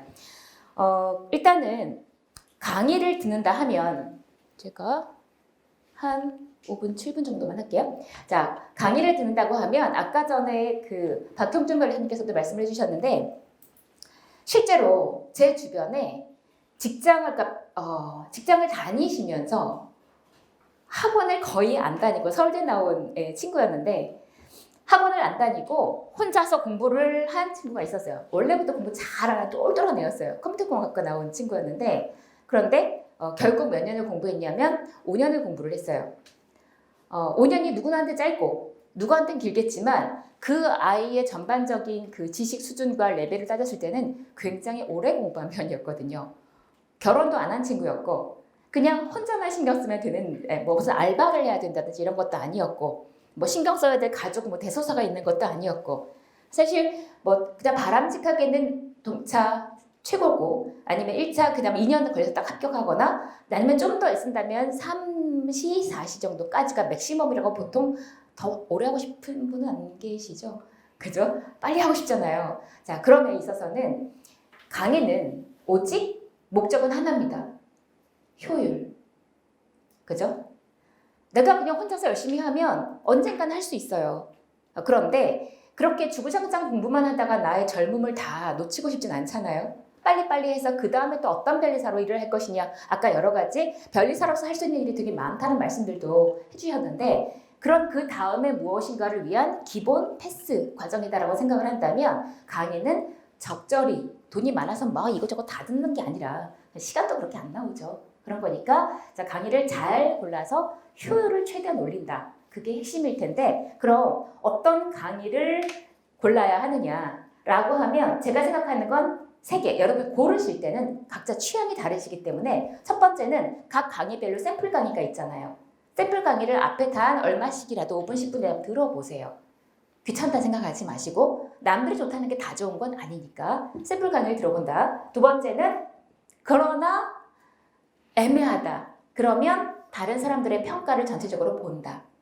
그건 아무래도 좀 일타 강사님 아까들 막 다 말씀하셨던 분들 다 일타 강사님들이신데 다들 좋다고 하는 이유가 있겠죠. 다들 한 머리하고 한 공부하시는 분들인데 좋다고 하는 의견이 다수로 모여질 때는 이유가 있는 겁니다. 그런 부분을 조금 더 신뢰를 주실 필요가 있겠고 세 번째 중요한 또 하나 선택 요소는 교재를 보시는 겁니다. 교재가 엉성하다. 이분은 강사로서의 마인드가 부족한 분이다. 라고 생각하시면 된다고 감히 별장들 앞에서도 말씀을 드리는데요. 강의를 허접하게 적어놨다. 이거 강의 너무 자세하게 교재에다 적어놓으면 강의 안 듣고 책만 보면 어떡하지?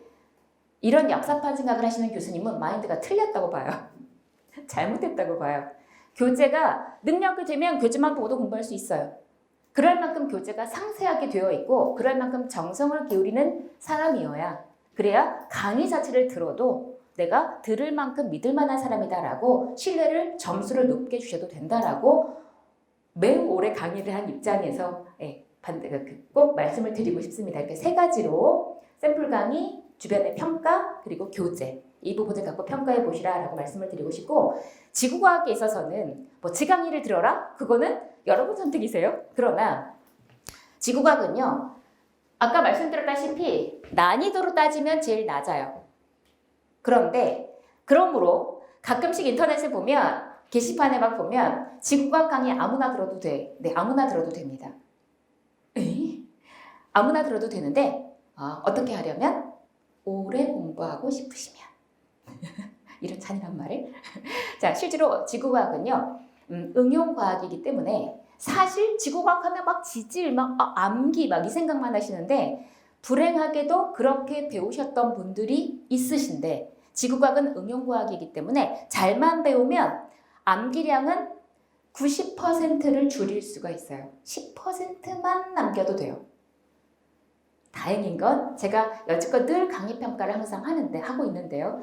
강의평가를 20년 넘게 근데 강의평가를 했을 때 반응은 제가 처음에 그런 부분에 취지를 두고 강의를 하고 있다고 말씀드렸는데 강의평가에 모두 암기량이 대폭 줄었다 라는 의견이 그냥 반 정도가 아니라 10% 정도만 남기게끔 그냥 자연스럽게 떠오르게끔 이해는 당연하고요. 이해는 원 스텝 이해했는데 자연스럽게 떠오르게 하는 게 투 스텝 그럼 다음 3스텝 마무리는 실제로 마인드 컨트롤 어떻게 하는지 당황스러운 문제를 만났을 때 어떻게 대처하는지 그런 부분까지 수업 시간에 최대한 연습하실 수 있고 대응하실 수 있도록 같이 말씀을 드리거든요. 그런 면에서는 실질적으로 저는 그렇게 애를 쓰고 있습니다만 가급적 여러분이 굳이 비용까지 들여서 시간을 굳이 또 할애하셔서 강의를 듣는데 그냥 외우면 되잖아. 외우면 되죠. 그러나 외우지 않고 막 머릿속에서 자연스럽게 짜 나올 수 있도록 하게 한다면 지구과학만 시험 보는 게 아니잖아요. 60분 시간 동안에 이 4개를 다 봐야 되거든요. 굉장히 타이트하게 지구과학을 먼저 풀어주셔야 그 다음에 약간 정신이 좀 깨어난 상태에서 나머지 계산 문제를 풀거나 해야 이상하게 틀리게 계산하는 일이 좀 줄어들거든요. 지구과학은 계산 문제가 상대적으로 적으니까요. 그래서 제가 항상 수업 시간에 이런 문제를 푸는 순서라든가 그 다음 정말 짱돌 문제를 어떤 식으로 대응하셔야 되는지 우리 실제 나왔던 시험 문제를 근간으로 해서 연습도 같이 또 하기도 하거든요. 그리고 말씀드린 김에 지구과학 제 기본 강의는 6월 달에 아까 전에 일요일마다 일요일이 있으면 끈이 짧네요. 네, 일요일 있으면 8시간씩 4번 강의를 해서 기본 강의 끝내버립니다. 그 기본 교재가 제가 몰아치는 거 좋아하거든요. 여기 물론 인터넷 따라서 들으실 분은 별개겠지만 이게 전체 지구과학 제 책이거든요. 이거에 아까 빨간색 이 책의 앞부분을 제가 카피를 한 건데요. 여기에 기본 이론이랑 각 장별 단원 문제가 원래는 별도로 있던 문제집을 합해버린 거예요. 이것하고 저것하고 그러지 말고 그냥 한 권으로 다 끝내시라고. 그리고 그러니까 각 이론하고 문제가 상당히 상세하게 들어있고요. 그리고 아주 쉬운 문제 있죠. 그러니까 푸나마나한 당연한 문제 이런 거 거의 없습니다. 약간 난이도가 있어요. 그리고 책 뒤에 보면 거의 한 40년치 기출문제가 다 들어있습니다. 그래서 굉장히 좋아하시더라고요. 그리고 고난도 문제 한 2회분 모의고사도 들어있고 제 책 뒤에 아주 상세한 인덱스가 또 들어있습니다. 인덱스가 보통 딱 내가 찾으면 없잖아요. 뒤에 딱 3개 찾으려고 딱 하면 앞에 가면 없잖아요. 그죠? 네, 그런데 웬만한 거 다 들어있을 거예요. 아주 상세한 인덱스까지 넣었고 그래서 실제로 여기 보면 인덱스가 이렇게 나와 있잖아요. 이렇게. 그죠? 그래서 개인적으로 그 인기 많은 아이유도 싫어하는 사람이 있다던데 안티팬들이 있다던데 나름 인기가 있는 강사라고 하지만 싫어하시는 분도 있을 거거든요. 근데 아마도 제 책에 대한 호불호는 없었던 것 같아요. 그냥 호였던 것 같아요. 책으로 공부할 수 있는 능력이 되시는 분은 하셔도 됩니다. 그러니까 책에 대한 충실도를 판단해 주셔도 될 것 같고 그리고 더불어서는 사이드로 제가 그 파란색으로 돼 있었던 거 있죠. 요거 보면은 필기 노트인데 이 필기 내용은 제가 필기하는 내용을 어차피 저는 칠판에다가 맨날 쓰잖아요. 쓰고 그리니까 제가 이렇게 직접 4색 분필에 근간해서 빨간색, 파란색, 흰색 대신에 검은색 펜 쓰고 그리고 노란색 대신에 초록색 써서 직접 제가 다 한 거거든요. 별사시장 전체에 통틀어서 강사가 직접 필기노트를 만든 사람은 유일하게 저밖에 없어요. 여러분이 필기하느라고 고생하느라 시간을 버리거나 이상하게 그림 그려가지고 엉뚱한 질문하시는 분들을 봤거든요. 네, 그러지 않으시게 제 칠판에서 보셨던 그림이 그대로 들어있기 때문에 아마 그 수험에 있어서의 효율성은 혹은 각인하는 효과는 굉장히 많이 올리실 수 있을 겁니다. 자, 일단은 그렇게 간단하게 소개 말씀을 드리고 기본적으로 자연과학은 일단 패스를 위한 과정이다. 근데 그렇게 패스를 하려면 지구과학 강사여서도이기도 하지만 지구과학 강사가 아니라고 해도 자연과학 강사님들 모두 지구과학은 일단 점수를 따셔야 해요. 라고 말씀하십니다. 무조건 따야 되고요. 9개 내지 10개. 나머지 과목에서는 본인의 어떤 과거의 지식 정도에 따라서 이 정도 이상은 맞으셔야 나머지 법과목의 발목을 잡는 일이 없어진다. 그 부분 알아주시고 전체 1년 스케줄에 있어서 언제 물리, 언제 화학 이렇게 할지를 가끔은 일단 기본 강의 자체를 언제 들을지는 좀 스케줄을 짜셔야 될 것 같고요. 그리고 이제 마무리를 해보자면 일단 1차 우리 변리사가 되기 위해서 지금 시험을 준비하려고 하는데 1차 시험은 뭘 위해서 보는 거죠? 합격해서 2차 보려고. 그죠? 2차 시험은 뭘 위해서 하는 거죠? 최종 합격을 위해서. 변리사 되려고. 그런 거죠.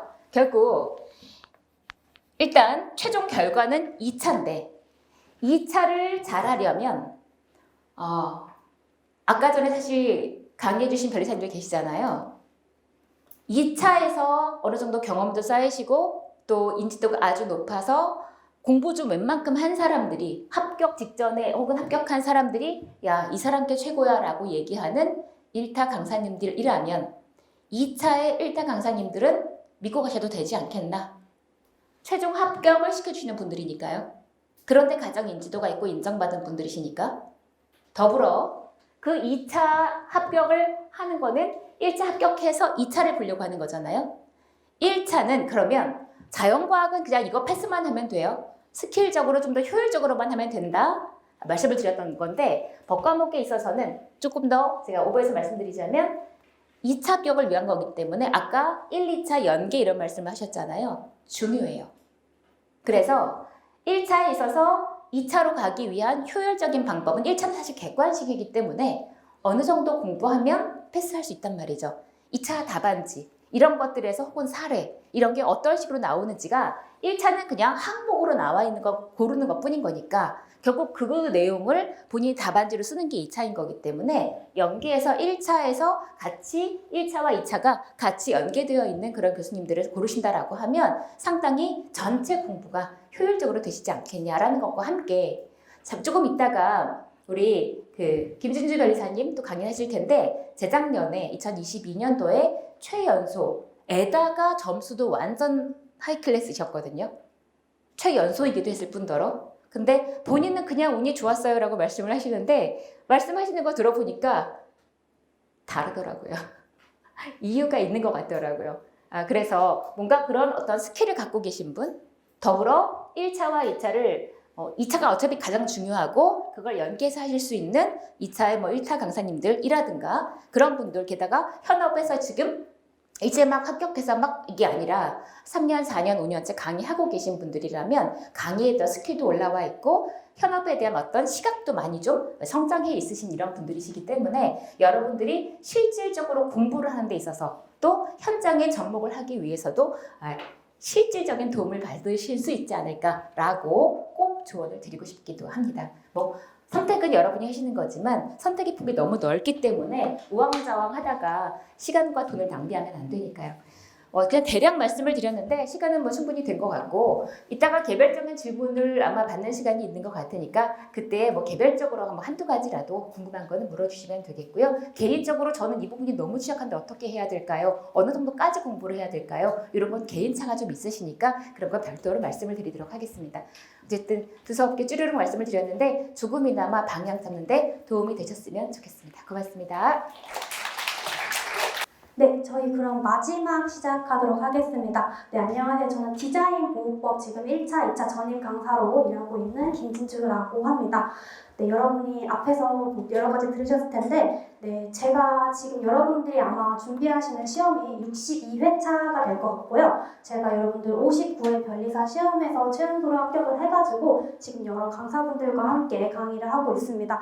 그래서 실제로 지금 제가 2차 시험을 할 때에도 제가 사실 최연소로 합격을 하게 된 이유가 2차 시험이 말씀드린 것처럼 3월 달에서 이제 7월 달 한 5개월 정도 공부를 하면서 하는 건데 제가 실제로 이렇게 5개월 짧게 치고 넘어갈 때 박형준 환경부 변리사님 강의를 들었었고 실제로 이제 저희 1차 시험을 할 때도 심지어 한경훈 변리사님이랑 박형준 변리사님도 박주희 선생님 강의를 듣고 이제 합격을 하신 케이스거든요. 해가지고 지금 좀 운이 좋게 여러 강사님들과 좋은 자리로 이렇게 강의를 지금 현재 진행을 하고 있습니다. 그래서 저 같은 경우에는 지금 펄 디자인 보호법이라는 시리즈로 1차, 2차 책을 현재 구성을 하였습니다. 네, 해서 이거는 제가 연수 작년 1월 달이죠. 작년 1월 달에 이제 저희 변리사 집합 연수를 갔다 왔던 사진인데 일단 가장 먼저 말씀드리고 싶은 건 저희가 어쨌든 이제 변리사 시험을 준비를 하면서 가장 중요한 거는 합격을 향해서 빠르고 효율적으로 공부하는 것 같습니다. 사실 변리사 시험 수험이 좀 오래 길어지면은 좀 더 좀 루즈해지는 감도 있고 사실 여러분들 아시겠지만 이제 이 연수도 하고 이런 것들을 할 때 어떻게 지낼까를 생각을 해보면은 사실 가장 빠르게 저희가 지금 이게 9900 나이 모임에서 찍은 사진이거든요. 해가지고 빠르게 붙어서 이렇게 합격의 기쁨을 누리시는 게 사실 가장 중요하다고 생각을 하거든요. 그래서 실제로 보시면은 7월 중순에 저희 여러분들이 최종적으로 보실 2차 시험이 있고요. 그리고 12월 달 초에 이렇게 보통 10월 말에서 12월 초에 이렇게 결과 발표가 되게 됩니다. 그래서 그 해에 1월이나 아니면은 2월 이 사이에 집합 교육을 갔다 오시게 되고 만약에 이제 졸업을 하신 분이라고 한다면은 보통 2월부터 바로 변리사 근무를 하실 수 있고요. 학리사 분들 같은 경우에는 이제 졸업하시면은 그 다음 이제 8월이나 3월 졸업 같은 경우에는 4월쯤 이렇게 해가지고 다 근무를 하고 계십니다. 그래서 여러분들이 사실 가장 중요한 거는 어떻게 하면 시험을 이렇게 빨리 붙을 수 있을까를 고민하는 것 같고 저도 이제 다른 변리사님들과 이렇게 강의 구성을 하면서 실제로 어떻게 했을 때 제가 실제로 어떻게 빨리 합격을 했냐 이런 것들을 많이 회의를 주고받으면서 이거를 양을 무조건 최소화하는 게 중요하다라는 거를 깨닫고 여러분들한테 이런 팁 같은 거를 저희가 모아가지고 결국 강의를 제공해 드리고 있다고 보시면 될 것 같습니다. 그래서 저랑은 이제 1차 전반적인 공부에 대해서 좀 딥하게 다뤄볼 겁니다. 여러분들 2차는 이제 나중에 가시면은 사실 2차 저희 지금 윌비스에서 수험생들 특히 이번에 최연소 분들이랑 수석하신 분들 그리고 이제 과목별 고득점자 분들로 모두 모아서 영상을 찍은 게 있거든요. 해가지고 2차는 그때 그런 영상들로 좀 더 도움 받으시면 될 것 같고 저랑은 제가 이제 그나마 가장 최근 합격자이다 보니까 어떻게 시험 공부를 시작할 거냐를 조금 더 딥하게 다뤄볼 건데요. 사실 가장 먼저 민법 들으셔야 됩니다. 이 민법이 거의 한 2달 정도 기본 강의 들으셔야 되거든요. 해가지고 민법 들으시면서 이제 기본적인 법 체계 익히시고 그리고 나서 특허 기본 강의로 당연히 시작을 합니다. 그래서 특허에서 익히시는 절차, 아니면은 이제 애초에 출원이란 게 무엇인가가 사실 저희 산재법에서 가장 중요하거든요. 그래서 출원을 해가지고 실제로 뭐 디자인이든 아니면 특허 발명이든 상표에 대해서 출원을 해서 이걸 등록받는 건데 애초에 이 출원이란 단어를 어떻게 생각할 것인가를 전부 다 특허에서 배우기 때문에 이것도 아마 한 달에서 2달 정도 여러분 걸리실 겁니다.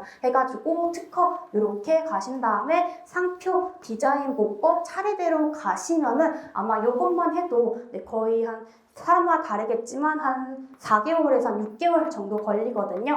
그리고 마지막으로 앞서 말한 것처럼 이 사이사이에 여러분들 과학 무조건 따로 해주셔야 됩니다. 해서 사실 이 친구들 같은 경우는 순서가 명확하게 접혀져 있고 이 커리큘럼이 쭉 이어지기 때문에 여러분들이 이렇게 순서에서 좀 혼동이 없으실 것 같은데 물리, 화학, 생명, 지구과학 같은 경우에는 여러분들이 갖고 있는 이런 베이스적인 요소가 다르기 때문에 본인에게 맞춰서 공부를 하셔야 합니다. 해서 특히 저 같은 경우에는 좀 원래 이공계행이 아니다 보니까 물리화학이 원래 좀 어렵게 나오는 편이기도 해서 민법 이렇게 해가지고 민법 체계에 좀 익숙해질 때쯤에 물리화학 기본 강의를 들었었고, 여러분들 생물이랑 지구과학은 좀 암기에 치중하던 과목이다 보니까 이 친구들을 조금 뒤로 빼서 물리화학 같은 경우는 이제 풀이가 굉장히 많거든요. 해가지고 이렇게 적어도 디자인 보고 좀 오기 전까지는 4과목, 이거 4개 물화생지 정도는 기본 강의 들으시고 이때부터는 암기, 회독할 준비가 돼 있으셔야 될 것 같습니다.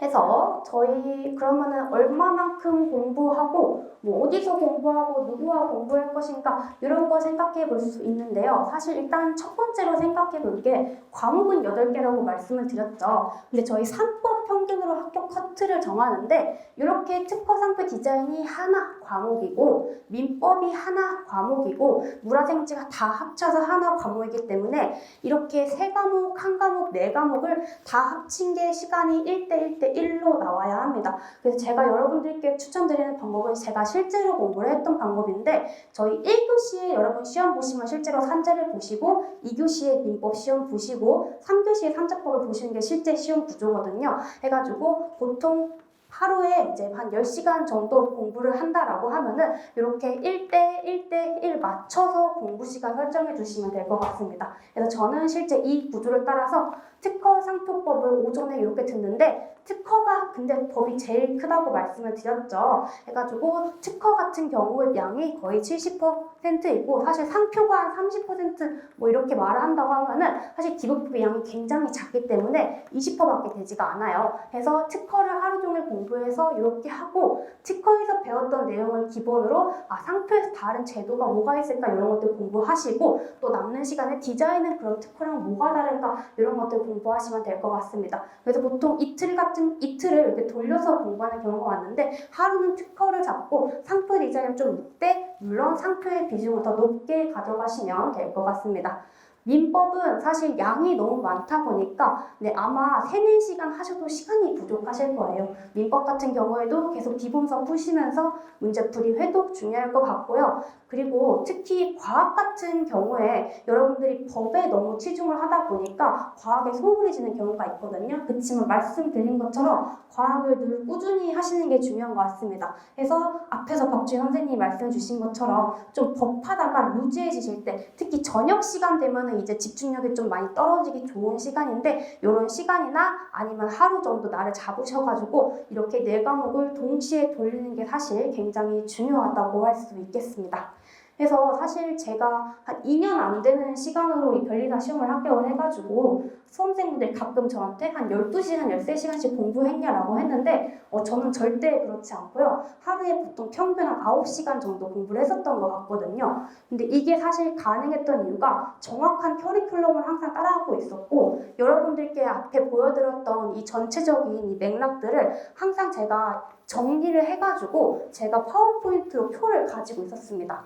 그러니까 내가 부족한 부분이 이 부분이 있는 거는 체크를 해놓고 이번 달에 이거를 들었으면 다음 달에 저 강의를 듣겠다라는 게 정확하게 목표가 잡혀 있었기 때문에 그렇게 가능했던 것 같습니다. 그래서 여러분들이 항상 공부를 하실 때 내가 지금 이거를 듣고 있고 어느 위치에는 체크를 하시고 그 뒤에 어떤 과목을 공부해야겠다라는 거 좀 항상 기억하고 계셨으면 좋겠습니다. 네, 그리고 이거는 여러분들 상황에 맞춰서 가져가시는 분인 것 같은데요.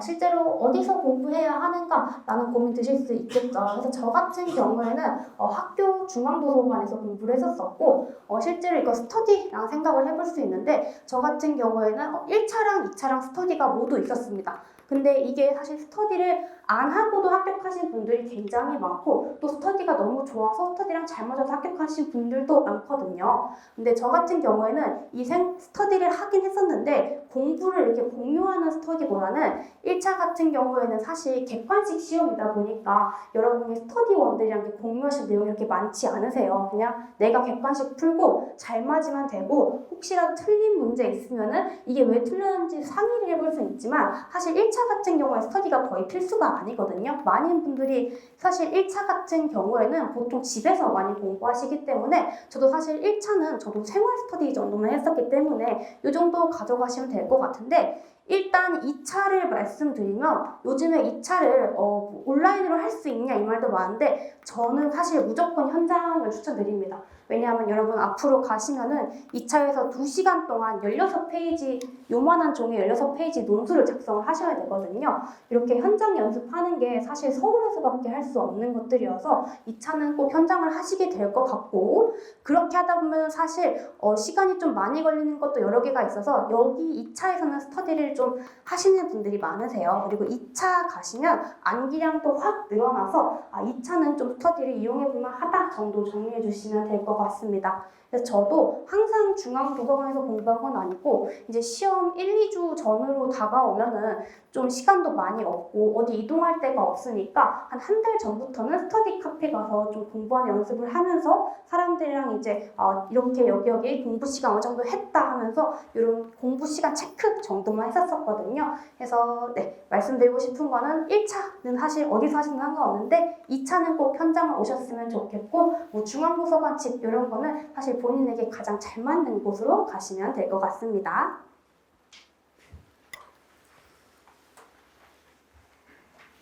네, 해서 제가 사실 여기 이렇게 조판기 패키지에 들어오게 된 이유가 이 조문 판례를 함께 하는 게 굉장히 중요하다고 느꼈기 때문입니다. 실제로 저 같은 경우에는 1차 강의를 중간에 어떤 분을 들었다가 그분이 저랑 너무 맞지 않아서 중간에 갈아탔거든요. 근데 이게 갈아탈 때 다른 강사님을 넘으면 너무 힘들어지니까 실제로 저는 이때 다른 강사님을 듣지 않고 조문집이라고 나중에 여러분 조문만 이렇게 출력해가지고 조문집처럼 만들 수 있는데 실제로 저 같은 경우에는 이제 어떤 강사님이랑도 안 맞는 생각을 해가지고 조문을 그냥 출력을 해서 제가 혼자 공부를 했었어요. 그래가지고 이렇게 조문이 중요한데 조문만 담고 있는 책이 그러니까 조문을 좀 근간으로 담고 있는 책이 많이 부족하다라고 항상 생각을 했었었는데 이번에 이 저희 조판기 시리즈를 기획을 하면서 실제로 조문을 이렇게 다 잡아주시는 게 너무 좋다고 생각을 해가지고 여기 팀에 합류해서 지금 강의를 하게 되었거든요. 그래서 여러분들 당연하지만 이게 저도 실제로 수험생 때 기본 강의 두고 조문 강의, 판례 강의를 별도로 결제해서 들으세요라고 하니까 이게 마치 심화 강의처럼 느껴져가지고 필요하면 들을 수 있어요 라는 느낌으로 해서 저도 실제로 1차를 할 때 이 판례 강의 같은 거를 아무것도 안 듣고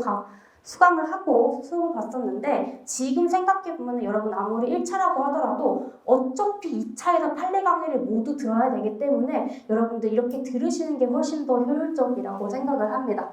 그래서 여러분들이 보고 있는 기본 강의랑 조문 판례 이렇게 다 합쳐가지고 저희 기본 강의 플러스로 구성이 되어 있다라고 보시면 될 것 같고요. 디자인 보호법 파트 조금만 설명을 해드리면요. 사실 디자인 보호법은 특허랑 거의 비슷해가지고 여러분들이 특허에서 내었던 내용을 좀 많이 쳐낼 거예요. 그리고 나서 디자인 특유 파트를 강의를 할 건데 디자인 보호법은 사실 약간 심사기준 파트가 좀 중요한 특이한 과목이라고 할 수 있는데 네, 원래는 심사기준이라고 하는 게 심사관이 실제로 이 디자인을 어떻게 등록시킬 것인가 말 것인가를 참고한 자료여서 조금 지역적인 부분에 해당을 하거든요. 그런데 디자인 보호법 같은 경우에는 실제로 이렇게 식품을 만들었는데 이거 등록받을 수 있을까? 이런 사안 하나하나가 좀 중요해서 실제로 심사기준이 좀 많이 나오는 파트라고 생각하시면 될 것 같습니다. 해가지고 저랑 어떻게 보실 거냐면요. 조문을 통해서 이게 왜 식품 디자인이 왜 디자인으로 등록을 받을 수 있는가 이런 것들을 하나하나 분석해서 볼 거고요. 실제로 여러분 디자인이라고 하면은 보통 뭐 옷에 그려져 있거나 아니면 이런 컵의 형상 이런 거 생각하실 텐데 그렇지 않고 무채물이라고 하더라도 이렇게 등록을 받을 수 있을까? 이런 논의가 항상 있는데 이런 것도 다 조문에 규정이 되어 있습니다. 해가지고 저랑 조문을 하나하나 분석하면서 학습을 할 거고 특히 여러분 말씀드린 것처럼 판례에 대해서 말할 게 조금 많은데 보통 2차 시험을 한 1100명 정도 보세요. 그런데 디자인 보호법 작년에 선택하시는 분이 한 550명 정도 되셨었거든요. 근데 이게 저희는 패스 과목으로 선택이 넘어오는데 특히 디자인 보호법을 선택하는 이유가 패스율이 보통 70%를 넘고 작년에 좀 이례적인 해로 83%가 패스를 했습니다. 그래서 실제로 패스하기도 굉장히 쉽고 디자인 보호법이 1차 때 배웠던 과목이다 보니까 가장 양이 줄어드는 경향이 있어서 실제로 이번에 60회에서 최연소로 합격하신 분도 디자인 보호법을 선택하셨었거든요. 해가지고 이렇게 어차피 디보법을 많이 선택하실 예정이시기도 하고, 그리고 여러분들 보시면 1차 때는 저희 OX만 판단을 한다고 했었죠. 그래서 보통 요것만 배우거든요. 어떻게 배우냐면은 뭐 이렇게 독점적으로 배타적으로 인정할 수 없으니까 중요도를 낮게 평가하겠습니다 해서 시험장에서 여러분이 1차 때 하실 일은 중요도를 낮게 평가한다 O, 아니면 낮게 평가하지 않는다라고 하면은 X니까 틀렸는지만 보고 넘어가시면 되는데 사실 무슨 내용인지 잘 모르겠죠. 그런데 이거를 나중에 저랑 판례를 통해서 학습하기 때문에 실제로 어떤 내용이냐라고 하면은 이게 여러분이 나중에 배울 실제 판례 사안인데요. 이렇게 작업복 2개가 있는데 여러분들이 보시기에 굉장히 비슷해 보이죠. 그런데 이 판례 사안이 어떻게 나왔냐라고 했었을 때 실제로 여러분 작업복이라고 했을 때 이렇게 위쪽에 검은색 짙은 색으로 해놓고 이렇게 아래쪽 된 색으로 해두면은 사실 많이 보던 디자인이잖아요. 그래서 이렇게 이런 전체적인 색깔 배열은 사실 너무 기존에 되어 있던 것이고 우리가 특징적으로 볼 거는 이런 식의 가슴 부위 절개, 이런 식의 특정 부위를 봐야 된다라는 판례를 실제로 볼 겁니다. 해가지고 여기서는 그냥 중요도를 낮게 평가해야 되는데 도대체 뭐를? 이라고 얘기했을 때 실제로 판례에서 요거를 이런 전체적인 배색은 사실 이미 너무 흔한 것이니까 요거 중요도 낮게 보고 여기에서 특징적인 게 여기 이런 파트들이 특징적인 창작이 인정된다라고 해가지고 이게 결국에는 판례 입장에서는 양 디자인이 유사하지 않다라고 판례가 된 거거든요. 근데 여러분들 이거를 판례랑 따로 학습하면은 단순히 진짜 OX 외우는 기회가 돼가지고 2차 오시면 사실 조금 많이 학습한 양이 늘어나세요. 그래서 저랑 1차에서부터 원래 1차에서 이 판례를 잘 설명을 안 해주는데 저도 2차 가서 시험이 7월 달인데 6월 6월 달에 이 판례 강의를 들었었거든요. 그런데 제가 실제 수험장을 거치면서 디자인 보복도 1차 객관식을 아무리 OS 판단을 한다고 하더라도 판례를 함께 공부하는 게 질적으로 다르다라고 생각을 해서 여러분들께 완전 구체적인 사업, 호석, 2차 내용을 안 가르치더라도 여러분들이 실제로 이거를 어떻게 하면 판단하는 논리가 나왔는가를 좀 더 설명드리면서 저희 조판기 컨셉에 맞춰가지고 좀 빠른 시간 내에 암기하시고 이해하실 수 있도록 돕고 있습니다. 그래서 또 마지막 특징이라고 말씀드리면은 일단 1, 2차 연계가 굉장히 중요한데 또 한 가지 말씀드릴 게 2차 가시는 여러분들 학설이 굉장히 많거든요. 이 A를 사실 1차에서는 OX만 판단하셔도 되는데 2차에서는 학설에 따라서 여러분들이 이런 A 학설이 있고 B 학설이 있는데 이거를 A를 따르면은 O가 되고 B를 따르면 X가 된다를 여러분들이 판단하시는 내용이 많아요. 근데 이게 사실 강사님들로 조금 이 견해가 다를 수도 있고 실제로 이걸 뒷받침하는 근거가 다를 수도 있는데 제가 실제로 박형준 한경훈 변리사님의 강의를 듣고 시험에 합격했기 때문에 모든 내용이 다 통합이 되어 있습니다. 그래서 여러분들이 이 패키지로 좀 안 들으시면은 갑자기 똑같은 내용인데 저 강사는 A를 따르고 저 강사는 B를 따르네 하시면 혼동이 될 수 있는데 저희는 애초에 다 패키지로 맞춰놨기 때문에 모든 내용이 통일되게 다 되어 있고 다만 이제 과목별 특성, 디자인이라고 하면은 디자인이 뭔데 라거나 상표라고 하면은 상표는 어떻게 다른데 이런 것만 공부하시면 됩니다. 그래서 여러분들이 학습을 하실 때 실제로 다 줄일 수 있는 내용을 저희가 최대한 줄여놓고 여러분들이 가져갈 수 있는 최적의 커리큘럼을 지금 제공하고 있다고 보시면 될 것 같습니다. 그래서 저희 지금 1시까지 이제 상담이 예정되어 있어가지고 꼭 상담을 진행할 거고요. 사실 정말 이 네 분 정말 모두 진짜 세 분 모두 너무 대단하신 분들이고 저도 이 자리에서 함께 강의할 수 있는 게 너무 뜻깊은 일인 것 같습니다. 그래서 이렇게 상담할 수 있는 기회가 사실 많지 않아요. 여러분 나중에 수강하시게 되시면은 정말 선생님들별로 수강생들도 정말 많으시고 좀 이렇게 할 수 있는 기회가 적은데 오늘 현장에 오셨으니까 꼭 이런 기회 챙기셔가지고 궁금하신 내용 질문하시고 챙기실 수 있는 거 챙기셨으면 좋겠습니다. 그리고 한 가지만 더 말씀드리면 지금 카톡방 입장 안 되시죠, 여러분들? 카톡방이 비밀번호가 잘못 설정되어 있다가 방금 막 이렇게 설정이 되었거든요. 그래서 조판기 오픈 카톡방 가시면 되고요. 비밀번호 2025로 지금 잘 설정되어 있으니까 여기 놓치지 마시고 여기 설명에 들어오셔가지고 입장하시면 좋을 것 같습니다.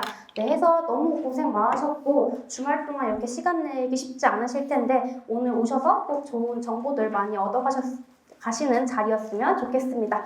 모두 고생 많으셨습니다.